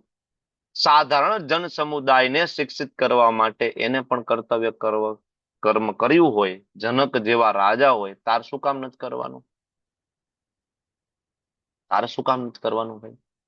કૃષ્ણ અર્જુનને કહે છે જનક રાજા એ કર્યું હોય તું કેમ ના કરે ભાઈ? શ્રીલ પ્રભુપાદજી નો ભાવાર્થ માં પેલો એક જ આમ તો પેરેગ્રાફ છે પણ મુદ્દા બે છે એની અંદર. એક મુદ્દો એ છે કે ભાઈ જનક રાજાએ પણ કાર્ય કર્યું. એક એક્ઝામ્પલ છે. હવે કોણ છે? ઇન્ટ્રોડક્શન આપ્યું છે ભાઈ સીતા માતાના પિતા પ્રભુ શ્રી રામચંદ્રજીના સસરા એ બરાબર ત્યાં ઇન્ટ્રોડક્શન આપ્યું છે. બરાબર. અને મિથિલાના એ રાજા હતા અને એમનું પણ કર્તવ્ય નિભાવ્યું ને સાથે સાથે ભક્તિ પણ કરી. અને પછી એમાં એ જ પેરેગ્રાફમાં પ્રભુપાદ છે એ અર્જુનનો સંદર્ભ ટાંકીને પછી કહે છે ભાઈ ભગવાન કૃષ્ણ એમના સનાતન મિત્ર અર્જુનને કહે છે બરાબર કે ભાઈ આપણે ટ્રાય કરી લીધી સુલેહ કરવાની. એવું નતું કે ભાઈ આપણે કઈ યુદ્ધ કરવું જ છે એમ. આપણે ટ્રાય કરી લીધી પણ હવે આ લોકો નથી માનતા તો પછી હવે બીજો કોઈ રસ્તો નથી. તો યુદ્ધ કરવું જોઈએ. જનક રાજાએ પણ કર્યું હતું, તારે પણ કરવું જોઈએ. શું કામ તું પીછેહટ કરે છે? ભગવાન અર્જુનને કહે છે. તો આગળ ભગવાને કહ્યું આગળના શ્લોકમાં કે સ્વરૂપ સિદ્ધિ વ્યક્તિ હોય એને કોઈ કર્મ કરવાની જરૂર નથી. બરાબર. છતાં એ કરે છે. એટલા માટે આ શ્લોક આવ્યો છે. કર્મ કરવાની જરૂર નથી પણ એ કરે છે, બરાબર. એટલે અર્જુન એમ કે છે કે ભાઈ આવું કોઈ પેલા કોઈ એક્ઝામ્પલ તમારી પાસે છે કે જેને આવું કર્યું હોય, કોઈ ઉદાહરણ? ભગવાન કે છે જનક આદિ અન્ય રાજા.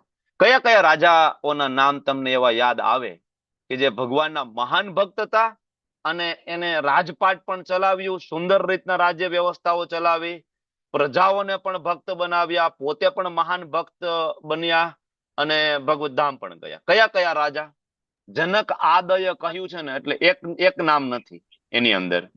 પેલું જનક રાજા છે, આમ બીજું ભરત રાજા છે. પરેશ શાહ પ્રભુજી એક ભરત રાજા કહે છે. વિમલા માતાજી એક નામ અંબરીશ તમે મહારાજ. કહો. અંબરીશ મહારાજ. પરીક્ષ મહારાજ. ચાલો, એક પૃથુ મહારાજ, પરીક્ષિત મહારાજ, અંબરીશ મહારાજ, જનક રાજા, પછી યુધિષ્ઠિર મહારાજ. યુધિષ્ઠિર મહારાજ, યુધિષ્ઠિર મહારાજ, પછી એનીબડી એલ્સ? ભરત મહારાજ. હા, ભરત રાજા. પ્રહલાદ મહારાજ. પ્રાચીન બરિષદ. યસ, પ્રાચીન બરિષદ. પ્રહલાદ મહારાજ. ધ્રુવ મહારાજ. ધ્રુવ મહારાજ, પ્રહલાદ મહારાજ, પ્રહલાદ મહારાજ, પછી બલિરાજા. હા, બલિરાજા, પછી શ્રી રામજીનું ઉદાહરણ ના લઈ શકાય? હા, ભગવાન સ્વયં, બરાબર, રામચંદ્ર. તો આવા સેંકડો એક્ઝામ્પલ છે રામાયણની અંદર. શ્રીમદ ભાગવત મહાપુરાણ આખું આનાથી ભરેલું છે. ગૃહસ્થ હોય, ભગવાનના મહાન ભક્ત હોય, બરાબર, રાજા હોય અને સરસ રીતના રાજ્ય ચલાવ્યું ને છેલ્લે ભગવત ધામ ગયું. બરાબર. તો અર્જુનને એમ થાય કે પ્રભુ એ તો બધા મહાન રાજાઓ હતા, હું થોડો મહાન છું.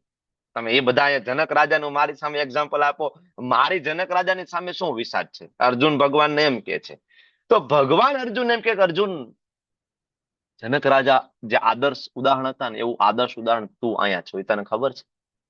તારા કારણે આ તારી બાજુમાં 7 અક્ષોની સેના ઉભી છે. જો તું યુદ્ધ ભૂમિ છોડીને ભાગી જઈશ ને તો આ યુદ્ધ ભૂમિ અડધી તારી પાછળ પાછળ ચાલવાની છે. કારણ કે આ બધા આવ્યા છે ને અર્જુનના પીઠબળના કારણે જ આવ્યા છે. ભાઈ અમારી બાજુ અર્જુન છે, અમારી બાજુ 5 પાંડવો છે, એટલા માટે આવે છે. તો અહીંયા તું રોલ મોડેલ છો, બરાબર. તું જનક રાજા મહાન છે એમ અહીંયા તું મહાન છું.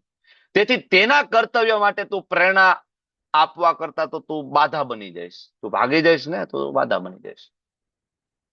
હવે એવું કોઈ ઉદાહરણ છે તમારા જીવનમાં કે એમાં તમારા નાના કે મોટા એ તમારી કોપી કરી હોય? એનીબડી? કે તમારી કોપી કરી હોય, તમને જોઈને કઈ કોપી કરતા હોય અથવા કોપી કરવાની ટ્રાય કરી હોય? જનરલી આપણે કોપી શું કામ કરીએ બીજાની? કારણ કે પોતાનાથી આપણે સંતોષ ના હોય, આપણે બીજાને રોલ મોડેલ માની લઈએ અને આપણે એના જેવું બનવું હોય. બોલો, પ્રિયા જયસ્વાલ માતાજી. હરે કૃષ્ણ પ્રભુજી. હરે કૃષ્ણ. એક વખત સવાર મોર્નિંગ જપા ગ્રુપ જે આનંદ વૃંદાવન પ્રભુનું છે ને એમાં 128 માળાનું કંઈક હતું, પણ મારાથી થાય એવું નહોતું. પણ મેં કહું ટ્રાય કરવામાં શું જાય છે, તો હું કરી અને એ દિવસે નિર્જળા હતું. તો મેં કહું મને એવું હતું મારાથી નહીં જ થાય. કરવા બેઠી અને પછી મારું જોઈને મારી છોકરીએ એ દિવસે 16 માળા કરી હતી. અમે એકલા જ હતા 3 જણા અને જસ્ટ એવું વિચારી નથી કર્યું કે કરવું છે, કોઈ હતું નહીં. અમે દરવાજા બંધ કરી દીધા, ગરમી વરમી લાગે નહીં એટલા માટે.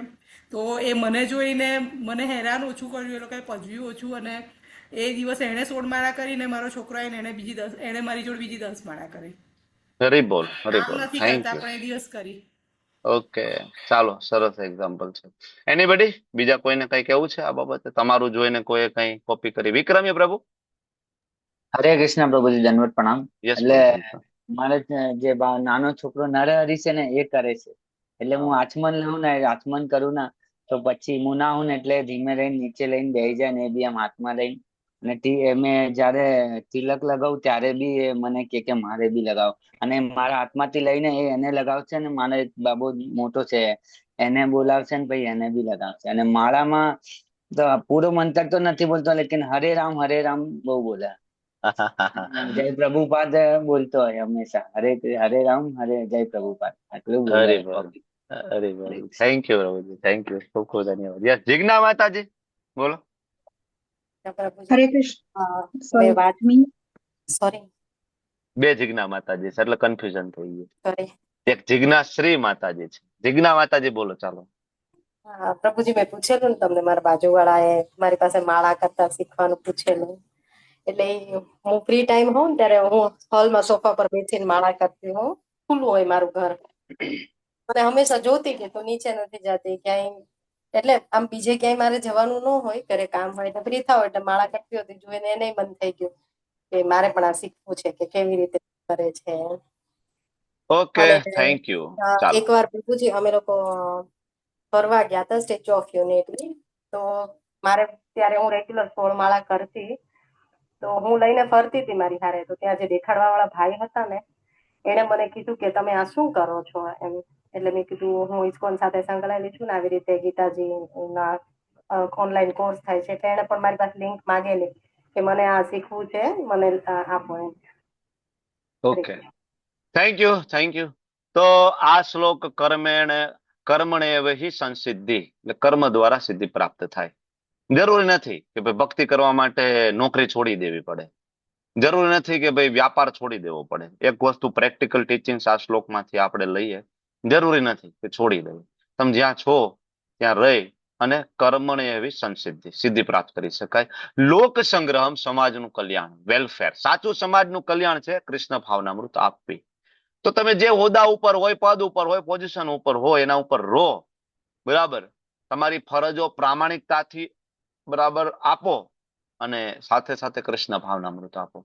જવાબદારીમાંથી ભાગવું નહીં. આ શ્લોક આપણને એક વસ્તુ એ પણ સમજાવે છે, નો એસ્કેપિઝમ.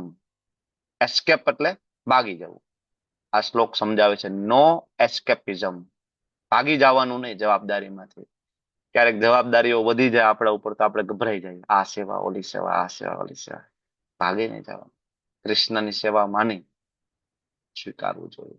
અને બીજું એક આની અંદર એક શબ્દ આઈડિયલ લીડરશિપ આની અંદર આવે. આઈડિયલ લીડરશિપ, આદર્શ નેતૃત્વ. તો આપણને ઇસ્કોન સમજાવે છે કે શ્રેષ્ઠ નેતા એ છે જે બીજાને જે પોતે પહેલા આચરણ કરે અને પછી બીજાને શીખડાવે. બરાબર. આચરણ બહુ મહત્વની વસ્તુ છે. ઉપદેશ આપવા કરતા આચરણ વધુ પ્રભાવશાળી છે. ઉપદેશ આપવા કરતા આચરણ વધુ પ્રભાવશાળી છે. Ideal leadership. જનક મહારાજે માત્ર વાતો નથી કરી. આ શ્લોક આપણને સેવા અને જવાબદારીનું સંતુલન શીખવે છે. આપણે બધા માટે આ કામનો શ્લોક છે એકચ્યુઅલી. કારણ કે આપણે બધા પણ આપણી જવાબદારીઓથી બંધાયેલા છે, અને આપણને એમ થાય કે આ જવાબદારી સાથે હું ભક્તિ કરી શકું. આ શ્લોક બહુ મહત્વનો છે, સેવા અને જવાબદારીનું સંતુલન.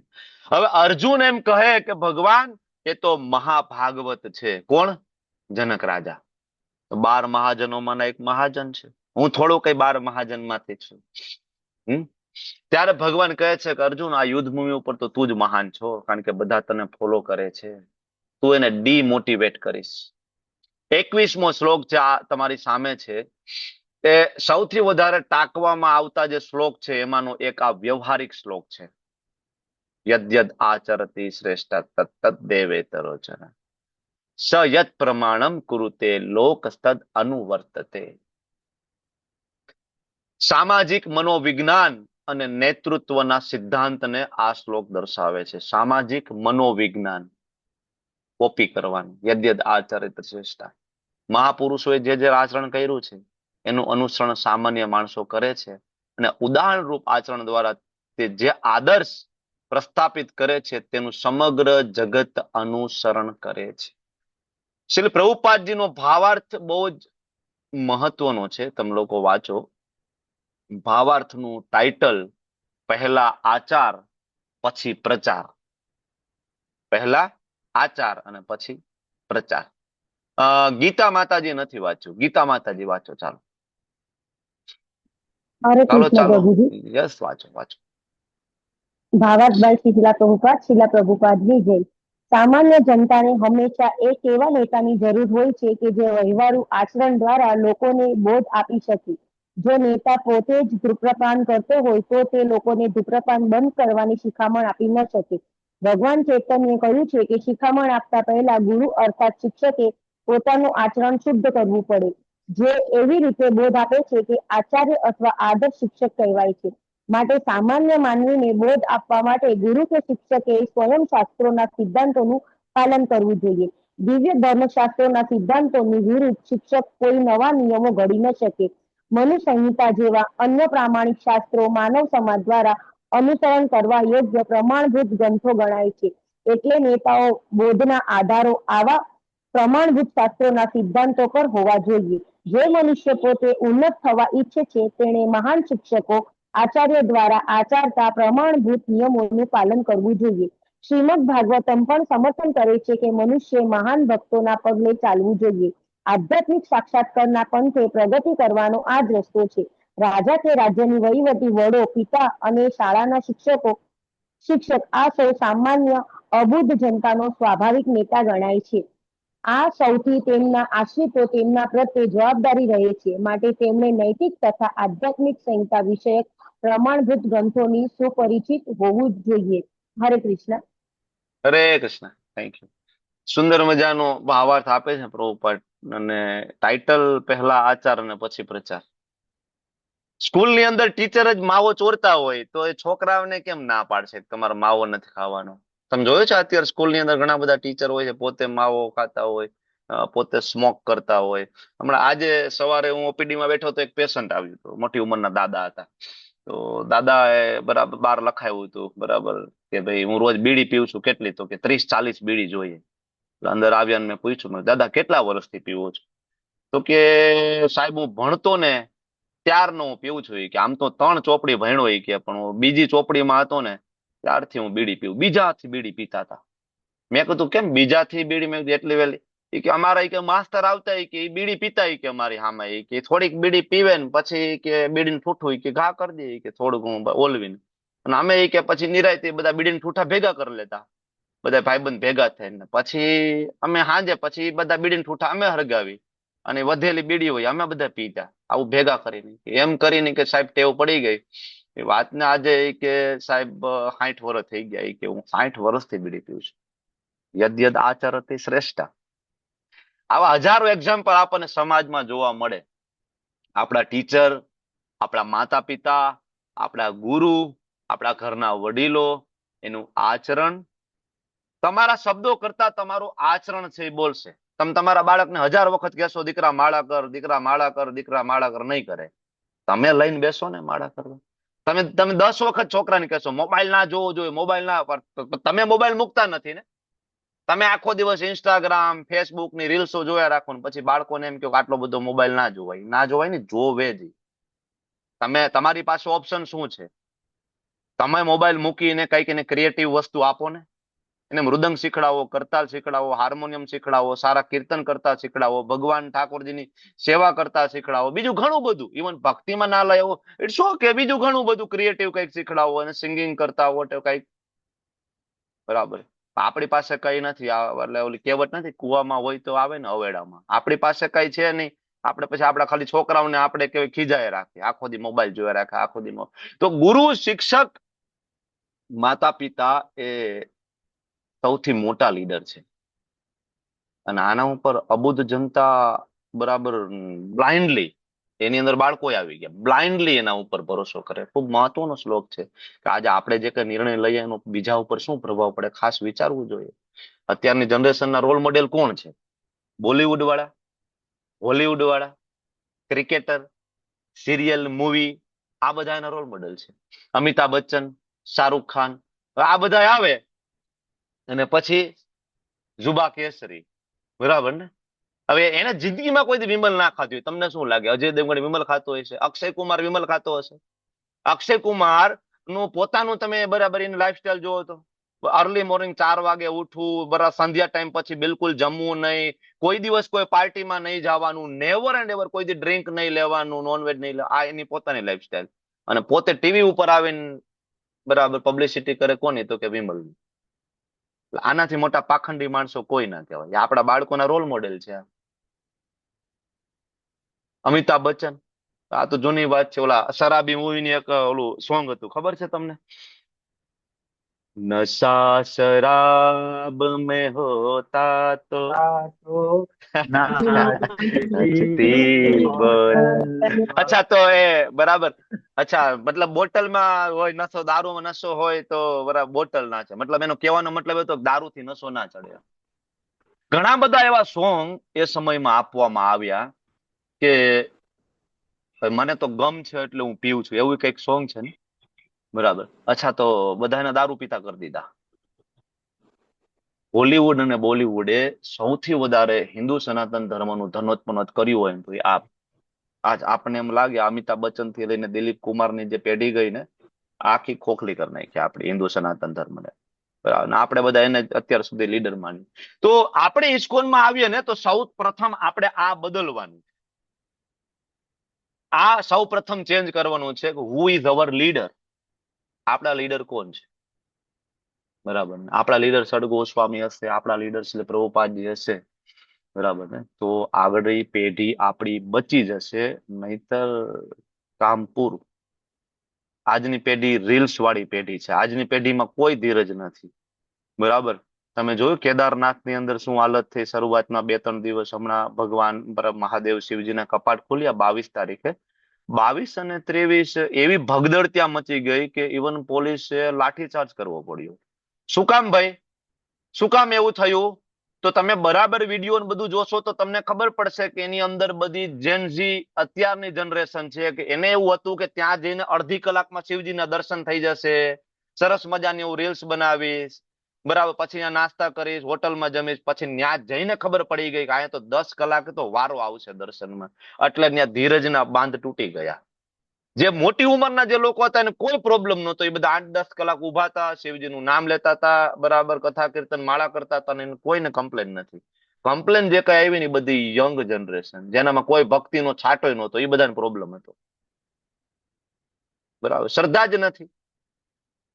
હવે આપણે તપ કરવા માટે ગયા છીએ. તમે ખરેખર તમે જોશો ને, કેદારનાથ જવાનું ક્યારેક થાય, તમે જોજો કેદારનાથની અંદર જયારે 16 કિલોમીટરનો જે ટ્રેક કરવાનો હોય ને, એની અંદર બધા યંગ જનરેશન છોકરા છોકરીઓ તમને ઘોડા ખચર ઉપર મળશે, અને જે 50-60 વર્ષ 70 વર્ષના ડોહા, મોટા ભાગે ડોહીઓ, એ લાકડી લઈને ચાલતા તમને જોવા મળશે. મોસ્ટલી જોવા મળશે. એ લોકો ચાલીને જતા હશે, ગમે એમ કરીને 10 કલાકે ઉપર ચડશે અને શિવજીના દર્શન કરશે. આજની જનરેશન ઘોડા ઉપર બેઠી બેઠી રીલ્સ ઉતારતી હશે, વિડીયો, અને બસ પોસ્ટ ચાલુ હશે. ભક્તિ યારે કઈ લેવા દેવા જ નથી. આવા લોકોનો ટ્રાફિક અત્યારે બધી જગ્યાએ થઈ ગયો છે. બરાબર. તો આપણે શું કરીએ છીએ? આ બહુ મહત્વની વસ્તુ છે. આપણા લીડર કોણ છે? બરાબર. એટલે મહાભારતની અંદર એક શ્લોક છે, તર્કો અપ્રતિષ્ઠો શ્રુતિ વિભિન્ના નાશો મુનિરસ્ય મતમ ન ભિન્નમ ધર્મસ્ય તત્વમ નિહિતમ ગુહાયા મહાજનો યેન ગતઃ સપંથા. મહાજનો યેન ગતઃ સપંથા. મહાજનો જે રસ્તા ઉપર જાય ને, 12 મહાજનો, એ રસ્તા ઉપર આપણે જવાનું. આપણા રોલ મોડેલ આપણા મહાજનો હોવા જોઈએ. શ્રેષ્ઠ પુરુષનું આપણે આચરણ કરવાનું છે. બરાબર. શ્રેષ્ઠ પુરુષના શરણે આપણે જવાનું છે. આપણા ફેમિલીમાં આપણે વડીલ હોય, માતા હોય, પિતા હોય, તો આપણે બહુ ધ્યાન રાખવું પડે આપણું આચરણ, કારણ કે આપણું બાળક એની કોપી કરી નાખશે આગળ જતા. બરાબર, તરત. એટલે જો તમે ઈચ્છા હોય કે તમારું બાળક છે હરે કૃષ્ણ મહામંત્રનો જપ કરે, તો એટલે તમારે માળા કરવી પડશે. એ કરશે ત્યારે. તમે નહીં કરો તો એ નહીં કરે. તમે એવું ઈચ્છતા હોય કે તમારું બાળક મોબાઈલ સાઈડમાં મૂકીને બુક વાંચે, તો પેલા તમારે હાથમાં બુક લઈને વાંચવી પડશે. તમારું બાળક તો જ બુક વાંચશે, નહીં તો નહીં વાંચે. આ જવાબદારીનું ભાન હોવું જોઈએ. આ જે શ્લોક છે ને, સેન્સ ઓફ રિસ્પોન્સિબિલિટી, આપણી બહુ મોટી રિસ્પોન્સિબિલિટી છે. બરાબર. આ આપણે ધ્યાન રાખવાનું છે. એટલે આ શ્લોક આપણને સમજાવે છે કે પહેલા આચાર અને પછી પ્રચાર. પેલા આચરણ, એટલે એને આચાર્ય કહેવાય. આચાર્ય હોય ને પેલા પોતાના આચરણમાં મૂકે, પછી પ્રચારમાં. બરાબર. આગળ ભગવાન કહે છે, જો પેલા જનક રાજાનું ઉદાહરણ આપ્યું, અને પછી ભગવાને કહ્યું કે અર્જુન તારે કરવું જોઈએ. અર્જુન તોય સમજતા નહોતા, તો ભગવાન હવે પોતાનું એક્ઝામ્પલ આપે છે, સાક્ષાત સ્વયં, કે અર્જુન ન મે પાર્થાસ્તિ કર્તવ્યમ. અર્જુન, મારા માટે કોઈ કર્મ નિયત કરેલું નથી કે ભગવાન કૃષ્ણએ અહીંયા આવીને મારે આ કરવું જોઈએ, રામચંદ્રજી નો ન મે પાર્થાસ્તિ કર્તવ્યમ ત્રિષુ લોકેષુ કિંચન. અહીંયા ને ત્રણેય લોકની અંદર કોઈ મારા માટે એવું બરાબર ફિક્સ કરેલું કર્તવ્ય નથી કે મને કોઈ કહેવા વાળો નથી કે મારા ઉપર કોઈ મારો બોસ નથી કે મારે કરવાનું, બરાબર. છતાં પણ ન અન્નવાત્મમ અવાત્મમ, મારે કોઈ પ્રાપ્ત કરવાનું નથી, કઈ જોઈતું નથી. વર્તમ એવું છે કર્મણી, છતાં હું કર્મ કરું છું. કોઈ નિયત કરેલું કર્તવ્ય નથી. બીજું, મારે કોઈ વસ્તુનો અભાવ નથી. કિંચન, કોઈ વસ્તુનો અભાવ નથી. ભગવાનને કોઈ અભાવ છે? નો. છતાં ભગવાન કે હું અહીંયા આવું છું ને કઈ કામ કરું છું. પ્રભુપાદજી ભાવાર્થની અંદર આ જ વસ્તુ સમજાવે છે. પહેલો મુદ્દો છે ભગવાનની સર્વોપરિતા. એટલે ત્યાં શ્રી પ્રભુપાદજી ઉપનિષદનો એક શ્લોક મૂક્યો છે અને વૈદિક સાહિત્યમાંથી શ્લોક લઈ આવીને ભગવાનની સર્વોપરિતા છે. ભગવાન કોણ છે? બીજા પેરેગ્રાફની અંદર પછી પ્રભુપાદ એ સમજાવી દે છે કે આપણા જેવા નથી. કોઈ એવું માને ભગવાન અહીંયા આવીને કર્મ કરે, રામચંદ્રજીને વનવાસ થયો. ઘણા બધા નો કહેતા હોય, અરે ભાઈ કરેલા કર્મના બદલા તો ભગવાનને દેવા પડે. રામચંદ્રજીને વનવાસ ભોગવવો પડ્યો તો બરાબર. કૃષ્ણને જો બધા યાદવોનો સંહાર થઈ ગયો, ગાંધારીનો શ્રાપ લાગ્યો, કરેલા કર્મના બદલા તો ભગવાનને દેવા પડે, તો આપણે તો દેવા જ પડે ને. નહીં, આપણા જેવા નથી ભગવાન. એટલે પ્રભુપાદ બીજા પેરેગ્રાફમાં આ વસ્તુ સમજાવે છે કે ભગવાન જીવાત્માના જેવું દૈહિક સ્વરૂપ ધરાવતા નથી. તેમના દેહ અને આત્મામાં કોઈ તફાવત નથી. માયાની અંડરમાં ભગવાન રહેતા નથી. એટલે ત્રીજા પેરેગ્રાફમાં ભગવાન શ્રી પ્રભુપાદજી સમજાવે છે છતાં ભગવાન કાર્ય કરે. શું કામ કાર્ય કરે? આ ડાયવર્ટ ના થઈ જાય એટલા માટે. કારણ કે આપણે એના બાળકો છીએ ને ભગવાનના, એટલે આપણે ભગવાનને જોઈને આપણે ડાયવર્ટ ના થઈ જાય એટલા માટે, બરાબર. તો અર્જુન અને કૃષ્ણ બે મિત્ર છે. અર્જુન ભગવાનને કહી શકે ને, બરાબર. અર્જુન ભગવાનને કહી શકે કે કૃષ્ણ, બોલવું બધું બહુ સારું લાગે તમે જે કયો છો એ, પણ પ્રેક્ટિકલ લાઈફમાં આ બધું કેવી રીતના કરવું?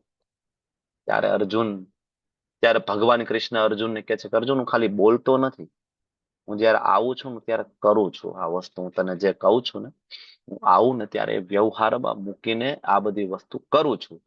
મને કૃષ્ણને, રામચંદ્રજીને કોઈ કાર્ય કરવાનું નથી. એના માટે કોઈ નિયત કર્તવ્ય છે નહીં, કોઈ ડિસાઇડ એના માટે કરી ના શકે. કારણ કે ભગવાન માયાને આધીન નથી, માયા ભગવાનને આધીન છે. કૃષ્ણ કોઈને આધીન નથી. એટલે શ્રીમદ ભાગવતમ સ્કંદ પહેલો અધ્યાય પહેલો શ્લોક પહેલો, એની અંદર ભગવાન માટે બે શબ્દ વપરાયા છે વિશેષણ, અભિજ્ઞ અને સ્વરાટ. ભગવાન સ્વરાટ છે, ભગવાન અભિજ્ઞ છે. ભગવાનને કોઈ વસ્તુનો અભાવ નથી ને, ભગવાન કોઈના અંડર કંટ્રોલમાં નથી.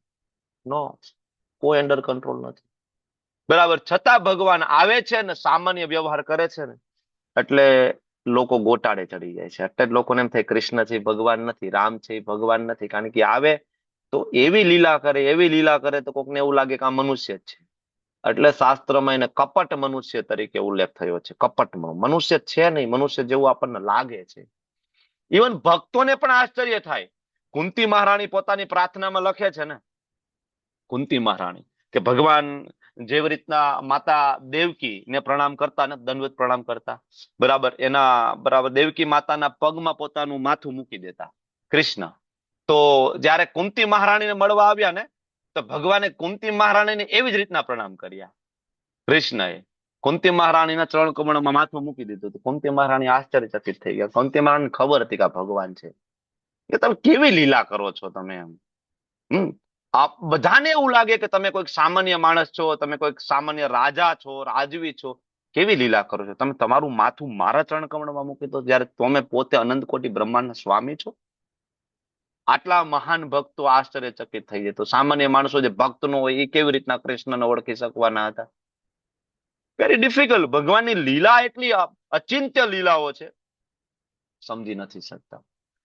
હમણાં આપણે ત્રીજો સ્કંદ અત્યારે શ્રીમદ ભાગવતમમાં ચાલી રહ્યો છે. એના શરૂઆતના બીજા અધ્યાયની અંદર એક લીલા આવી હતી, તમને ખબર હશે. ઉદ્ધવજી વિલાપ કરી રહ્યા હતા કે ભગવાન ત્રણ લોકના સ્વામી છે અને ઉગ્રસેન રાજાની સામે ઉભા રહી અને એ ઉગ્રસેન રાજાને એમ કે છે કે રાજા, હું આપને નિવેદન કરવા માંગુ છું. આવું કૃષ્ણ કહે છે. કોને? ઉગ્રસેન મહારાજને. મથુરાની સભામાં. તો વિદુરજી એમ કે છે કે અનંત કોટી બ્રહ્માંડના સ્વામી ઉગ્રસેન રાજાની સામે ઉભા રહીને એમ કે છે કે રાજા, હું તમને એક નિવેદન કરવા માંગુ છું, આ સાંભળીને મને દુઃખ ના થાય? આટલા બધા દયાળુ ભગવાન સ્વયં, મને દુઃખ ના થાય? વિદુરજી રડી રહ્યા હતા. વિદુરજી કે આટલા બધા, આટલી ભગવાનની લીલાઓ સમજવી દુષ્કર છે. અર્જુનના સારથી બની જાય, સામાન્ય લોકો સમજી જ ના શકે. અર્જુનના સારથી બની, સારથી બનવું એટલે લાઈક ડ્રાઈવર બનવું, સાવ સામાન્ય નીચી કક્ષાની પોસ્ટ. યુધિષ્ઠિરજીના દૂત બની જાય છે, ખબર છે ને? યુધિષ્ઠિર મહારાજના દૂત, કે ભાઈ લાવો હું તમારો સંદેશો પહોંચાડી દે. દૂત બનવું એટલે સાવ નીચા લેવલનું કામકાજ છે. દૂત, ભગવાન દૂત બની જાય. એટલે પ્રભુપાદ તાત્પર્યમાં એ રેફરન્સ છે, શ્વેતાસર ઉપનિષદનો રેફરન્સ છે. શ્વેતાસર ઉપનિષદનો રેફરન્સ આપી પ્રભુપાદ આપણને સમજાવે છે કે ભગવાન જે છે એ અનુકરણીય નથી. ભગવાનનું અનુકરણ ના થાય, ભગવાનની કોપી ના કરી શકાય. ભગવાન જે કહે ને એ કરવાનું હોય. કારણ કે ભગવાનના એવા ઘણા બધા કાર્યો છે કે જે તમને નૈતિક દ્રષ્ટિથી અનૈતિક લાગે. આવા કાર્યો તમને કયા કયા લાગે? કૃષ્ણના ખાસ તો નૈતિક દ્રષ્ટિથી અનૈતિક લાગે. આવા કયા કયા કાર્યો? હિરલ માતાજી? ગોવર્ધન પર્વત પ્રભુજી, નહીં, નૈતિક દ્રષ્ટિથી અનૈતિક લાગે એવા કાર્યો. ગોપીઓ સાથે જે ભગવાને 16,000 રાણીઓ હતી. 16,108 રાણીઓ હતી. 16,108 રાણીઓ. ગોપીઓ સાથે ગોપીઓ સાથેની રાસલીલા. રાસલીલા, રાસલીલા, વસ્ત્રહરણ, ચીરહરણ, પછી ચોરી કરવી. માખણની ચોરી કરવી, પછી છલ કપટ, યુદ્ધ, મહાભારતના યુદ્ધ સમય છળ કપટ કરવું. બરાબર. એક ઈમાનદાર અને એક સત્યવાદી રાજા યુધિષ્ઠિર પાસે ખોટું બોલાવવું, નરોવા કુંજરોવા, ખોટું બોલાવવું. બરાબર. ઘણું બધું. બરાબર. દુર્યોધન ને નગ્ન ના જવા દેવું, ખબર છે ને? દુર્યોધન એની માતા પાસે નગ્ન જાતો હતો તો ન્યા ભગવાન પ્રગટ થઈ ગયા, ભાઈ આમ થોડું જોવાય, કે તને કઈ શરમ બરમ છે કે નહીં? થોડું પાંદડા તો વીટી દે. બરાબર. પાંદડા વીટાવીને મોકલો. છલ કપટ કર્યું, બધું જ કર્યું ભગવાન. તો હવે આગળના શ્લોક જોઈએ અને ભગવાનની આ બધી લીલાઓ વિશે વિચાર કરીએ તો આપણે વિરોધાભાસ ના લાગે? કૃષ્ણ એક બાજુ એમ કે છે કે બીજા માટે સારા ઉદાહરણ બનવું જોઈએ અને આદર્શ બનવું જોઈએ. પોતે તો એવા ઘણા બધા કાર્ય કર્યા છે, આવું શું કામ? અહીંયા કોઈ કોપી કરશે તો ભગવાનની 16,108 રાણીઓની, ભગવાનની રાસલીલાઓની કોઈ કોપી કરશે તો નુકસાન થઈ જશે. બરાબર. અચ્છા, તો શું શિક્ષા આપવા માંગે છે ભગવાન આ રીતના લીલાઓ કરીને? તો જવાબ એ છે કે ભગવાન આ પ્રકારે જયારે નિયમો તોડે છે કારણ કે તે પોતાની ભગવત્તતા પ્રદર્શિત કરવા માંગે છે, જેથી ઘણાને એવું ના થઈ જાય કે ભગવાન પણ માણસ જ બની ગયા છે અને આપણા જેવા જ છે. ભગવાન આપણી વચ્ચે રહે છે, આપણા જેવા લાગે છે અને છતાં પણ એ આપણા જેવા નથી. એટલે ઘણા બધા એમ કે ભગવાન આવ્યા અને તો માયામાં પડી ગયા. ભગવાન માયામાં પડતા નથી, એટલા માટે જે બતાવે છે 16,108 રાણી સાથે 16,108 કૃષ્ણ હોય છે. કોઈની ઓકાત છે કે આ વસ્તુ કરીને બતાવે સંસારની અંદર? એનીબડી? નો. ગિરી ગોવર્ધન મહારાજને ધારણ કરે છે કોઈની હેસિયત? નો. ભગવાન રાસલીલા કરે ગોપીઓ સાથે, બરાબર છે કોઈ? નો. કેટલી ગોપીઓ હતી? અનલિમિટેડ. 100 કરોડ ગોપીઓ, 100 કરોડ ગોપીઓ હતી ટોટલ. છે કોઈ? એક સાથે 100 કરોડ ગોપીઓ, એની સાથે એક સાથે 100 કરોડ કૃષ્ણ. છે કોઈ સંસારની અંદર આવી વ્યક્તિ? નો. તો આ બધી લીલાઓ એટલા માટે કૃષ્ણ કરે કે ભૂલી નહીં જતા હું ભગવાન પણ છું, સાથે સાથે હું તમારી જેમ સામાન્ય લીલાઓ કરું છું, તો ભૂલી ના જતા. અને આ એક સારા લીડરની ક્વોલિટી છે. લીડર હોય ને એ એના અનુયાયીઓ વચ્ચે રહે. એવું પણ ના થવું જોઈએ કે લીડર છે બીજા કરતા અલગ જ પડી જાય, ને એવું પણ ના થવું જોઈએ કે સંપૂર્ણ એના જેવો જ થઈ જાય. આ બે વસ્તુનું લીડરે ધ્યાન રાખવું. હાવ એના જેવું નહીં થઈ જવાનું અને અલગ પણ નહીં પડી જવાનું. જો સાવ એના જેવા જ થઈ જાય તો સન્માન ના આપે, આ તો આપણા જેવા જ છે ભાઈ, તો સન્માન નહીં આપે. બરાબર. અને હાવ અલગ પડી જાય તો ડિસ્કનેક્ટ થઈ જાય. બરાબર. નુકસાન થઈ જશે. તો લીડર હંમેશા એ ધ્યાન રાખે કે હું તમારા જેવો છું તો તમે મારી પાસેથી શીખો, અને હા હું તમારા જેવો પણ નથી તેથી સન્માન પણ કરો. ખૂબ મહાન વ્યક્તિઓ હોય એ આપણને મળે, બરાબર, તમે એની સાથે વાત કરો તો તમને ખ્યાલ આવે કે આ તો બહુ મહાન વ્યક્તિ છે. આપણે ઘણી વાર એમ કહીએ કે આ તો બહુ મહાન વ્યક્તિ છે, એ તો કરી શકે, હું કેવી રીતના કરી શકું? લાઈક તમે અસલી પ્રભુપાદજીનું એક્ઝામ્પલ લો, બરાબર. તો પ્રભુપાદજી જયારે અહીં પૃથ્વી ઉપર હતા તો એમનો વ્યવહાર એકદમ સામાન્ય, ઘણા બધા એને સામાન્ય સાધુ જ માનતા, કારણ કે કોઈ જાદુ ટોના નહીં, બરાબર, કોઈ એવું બીજું કઈ નહીં કે ચમત્કાર બતાવો, એવું કઈ પ્રભુપાદ નહોતા કરતા. તો ઘણા બધાને એક સામાન્ય સાધુ લાગતા, બરાબર, જેથી આપણે પ્રભુપાદ પાસેથી શીખી શકીએ કે કેવી રીતના ભક્તિ કરવાની, માળા કરવાની, મંગલા આરતી કરવાની. પણ પ્રભુપાદને જ્યારે જ્યારે જરૂર લાગી ને ત્યારે મોટા મોટા વૈજ્ઞાનિકો, સાયન્ટિસ્ટો, તત્વચિંતકોની સાથે બેસીને બધાને પરાસ્ત કરી દીધા, બધાને, બધી જ ફિલોસોફીઓને ધ્વંસ કરી દીધી. આજે જે થિયરીઓ, બરાબર, એ થિયરી ડાલ્ટન થિયરી હોય કે ડાર્વિનનો ઉત્ક્રાંતિવાદ હોય, વોટ એવર, એ અત્યારે ખંડન થાય છે. પ્રભુપાદે આજથી 50 વર્ષ પહેલા પ્રભુપાદે ખંડન કરી દીધી હતી આ બધી થિયરીઓને.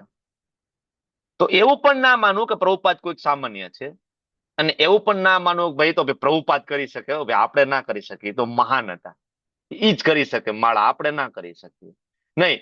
તો એટલા માટે ભક્તિ રસામૃત સિંધુમાં પણ આપ્યું છે કે ઇવન ઉત્તમ અધિકારીને પ્રચાર કરવો હોય તો એને મધ્યમ અધિકારીના લેવલ ઉપર આવવું પડે, તો જ પ્રચાર કરી શકાય. એટલે પ્રભુપાદ જયારે જરૂર પડે તો મધ્યમ અધિકારના લેવલ ઉપર આવે અને પ્રચાર કરે. એટલે પ્રભુપાદ સરસ સમજાવે છે કે મહાન લોકોના આચરણનું અનુસરણ કરવું જોઈએ, નહીં કે અનુકરણ નહીં કરવાનું, અનુસરણ કરવું જોઈએ. આ બહુ મહત્વની વસ્તુ છે. આ જે શ્લોક જે છે, ભગવાન પોતાનું એક્ઝામ્પલ આપે છે. ભગવાન માટે કઈ એવું નથી, નથિંગ ટુ બી ગેન. ભગવાન માટે કઈ એવું નથી કે એને કઈ મેળવવાની જરૂર છે, છતાં પણ ભગવાન કર્મમાં હંમેશા વ્યસ્ત રહે છે, બરાબર. ભગવાન એના નેતૃત્વની જવાબદારીને સ્વીકારે છે, રેસ્પોન્સિબિલિટી ઓફ લીડરશિપને સ્વીકારે છે, બરાબર. તો આ શ્લોક જે છે એ દૈવી કાર્યક્ષમતા આપણને શીખવે છે. કૃષ્ણને અનુસરવું જોઈએ, કૃષ્ણને. પરપટની અંદર, ભાવાર્થની અંદર કહે છે પ્રભુપાદ કે જો કે આવા નિયમો અને નિયમનો આત્માઓ માટે છે, ભગવાન કૃષ્ણ માટે નથી, કારણ કે તેઓ ધર્મના સિદ્ધાંતોને સ્થાપિત કરવા માટે ઉતર્યા હતા. તેમને નિર્ધારિત નિયમોનું પાલન કર્યું હતું, નહીતર સામાન્ય લોકો તેમના પગલે ચાલશે, કારણ કે તે મહાન સત્તા છે. આપણા અને ભગવાન વચ્ચેનો તફાવત છે. આપણા માટે 4 નિયમો છે, 16 માળા છે, ભગવાન માટે જરૂરી છે 4 નિયમો 16 માળા? ના, એના માટે જરૂરી નથી. છતાં બ્રાહ્મણ જયારે સુદામા ઘરે આવે છે તો સુદામાના ભગવાન ચરણ કમળ ધોવે છે, ખબર છે ને? ભગવાન એક શ્રીમદ ભાગવતમમાં કેન્ટો 10 એકચ્યુઅલી કૃષ્ણ લીલામાં પ્રસંગ સરસ મજાનો છે. નારદજી એક વખત ત્યાં દ્વારકામાં આવે છે તો ભગવાન રૂક્ષ્મણીજી સાથે આરામ કરી રહ્યા હોય છે કૃષ્ણ મહેલની અંદર. તો નારદજી જાય છે ને જેવું ભગવાનને ખબર પડે તો ભગવાન કૃષ્ણ અને રૂક્ષ્મણી દેવી બંને તરત ઉભા થઈ જાય છે, અને ઉભા થઈને દોડી અને પ્રણામ કરે છે, અને પોતાની ગાદી ઉપર કોને બેસાડે છે? નારદજી. ભગવાનના જે શબ્દ છે શ્રીમદ ભાગવતમની અંદર, હે દેવર્ષિ, આપના જેવા પવિત્ર અને નિસ્વાર્થ સંન્યાસીનું મારા ઘરે આગમન થવું એ મારા માટે પરમ સૌભાગ્યની વાત છે. આ કોણ બોલે છે? કૃષ્ણ. કોના માટે બોલે છે? નારદજી માટે. તો આપને એવું લાગે કે કૃષ્ણ સામાન્ય વ્યક્તિ હોય એવું લાગે કે તમારા જેવા સંન્યાસી મારા ઘરે આવ્યા, અમે તો ગૃહસ્થ છીએ. કોણ બોલે છે? આ કૃષ્ણ એમ કે છે અમે તો ગૃહસ્થ છીએ, અમે તો સંસારના કાર્યોમાં વ્યસ્ત છીએ, આપના જેવા મહાન બરા પુરુષોની ચરણ કમળની રજથી અમારું ઘર પવિત્ર થયું. કૃષ્ણ આવી રીતના બોલે છે. કોની સામે? નારદજીની સામે. કોઈ સામાન્ય વ્યક્તિ આ વાંચે તો એને એવું લાગે આ કૃષ્ણ ઠીક છે, આપણા જેવા જ લાગે, ઠીક છે, રાજા હતા એમ. એટલે સમજવાની જરૂર છે કે ભગવાન આપણને શીખડાવે છે કે વૈષ્ણવોનું સન્માન કેવી રીતના કરવું જોઈએ, વૈષ્ણવોને આવકાર ઘરે કેવી રીતના આપવો જોઈએ. ભગવાન એકચુઅલી શીખડાવવા માંગતા હતા, બરાબર. તો આગળના શ્લોકની અંદર એક શ્લોક હજી લઈ લેવો છે આપણે કે જો હું નિયત કર્તવ્ય કર્મો સાવધાની પૂર્વક ના કરું તો એ પાર્થ બધા મનુષ્યો જરૂર મારા માર્ગનું અનુસરણ કરશે. સાવધાની પૂર્વક ભગવાન કર્તવ્ય પાલન કરે છે, અંધ અનુકરણ નહીં, બરાબર, સાવધાની પૂર્વક. તો ભાવાર્થની અંદર અસીલ પ્રભુપાદજી કહે છે કે વિધિ વિધાનો ભગવાન કૃષ્ણ માટે નહીં, છતાંય બધા વિધિ વિધાનોનું ભગવાન પાલન કરે છે. ભગવાન નિયત કર્તવ્ય કર્મ ના કરે તો શું થાય? તો પ્રજા વર્ણશંકર બની જાય. આગળ પણ હજી આવશે, બરાબર. તો ભગવાનનો માર્ગ જ અલ્ટિમેટલી માનવતાનો માર્ગ બને છેલ્લે. Man follow the lord's path. ઇંગ્લિશમાં એક કહેવત છે, man follow the lord's path. Ultimately ભગવાને જે કર્યું હોય ધીમે ધીમે માણસો એને જ ફોલો કરે. બરાબર. ઓકે, ડન, ફિનિશ કરીએ આજે અહીંયા. બાકી તો 23મા શ્લોકમાં અચ્છા કઈ પ્રેક્ટિકલ એપ્લિકેશન એનીબડી એલ્સ? હજી 1 જ મિનિટ છે, ચર્ચા કરી શકીએ. કઈ કેવું છે તમારા લોકોએ? આપણે આવતીકાલના શ્લોકમાં જોઈશું કે ભગવાન નિયત કર્તવ્ય કર્મ ના કરે તો શું પરિણામ આવે, એ કાલે જોઈશું આપણે. ધાર્મી માતાજી બોલો. હરે કૃષ્ણ પ્રભુજી, આપણે ભગવાનનું હંમેશા અનુસરણ કરવું જોઈએ, અનુકરણ ના કરવું જોઈએ. અનુકરણ ના કરવું જોઈએ. Yes, thank you. Okay, Devyani માતાજી કઈ કેવું છે? આપણે એ પણ કહી શકીએ કે ગમે એનું અનુસરણ નથી કરવાનું. મહાજનો એન ગતે સપંથા. હંમેશા યાદ રાખવાનું, મહાજનો એન ગત સપંથા. મહાજનો જે કહીને ગયા છે ને એ પ્રમાણે જ કરવાનું. 12 મહાજનો યાદ રાખવાના. બ્રહ્માજી, શિવજી, જનક રાજા, બલિ મહારાજ, યમરાજ, બરાબર. આ બધા 12 મહા. એને શું કર્યું? એને કોને ભગવાન તરીકે સ્વીકાર્યા હતા? એને કેવી રીતના ભક્તિ કરી? બસ એ જ. બાકી કેટલાય પાખંડી લોકો આવશે ને આપણને ઘણું બધું સમજાવશે કે ભાઈ ભગવાન તો આ છે ને આ છે ને આ છે ને આમ કરો. નહીં, 12 મહાજનોએ શું કર્યું છે બસ. ઓકે, વાંછા કલ્પતરુભ્યશ્ચ કૃપા સિંધુભ્યો ચ પતિતાનાં પાવનેભ્યો વૈષ્ણવેભ્યો નમઃ. અનંત અનંત કોટી વૈષ્ણવ કી જય. શ્રીલ પ્રભુપાદ કી જય. ગુરુદેવ મહારાજ કી જય. હરે કૃષ્ણ કૃષ્ણ કૃષ્ણ હરે હરે, હરે રામ રામ હરે રામ હરે રામ. હરે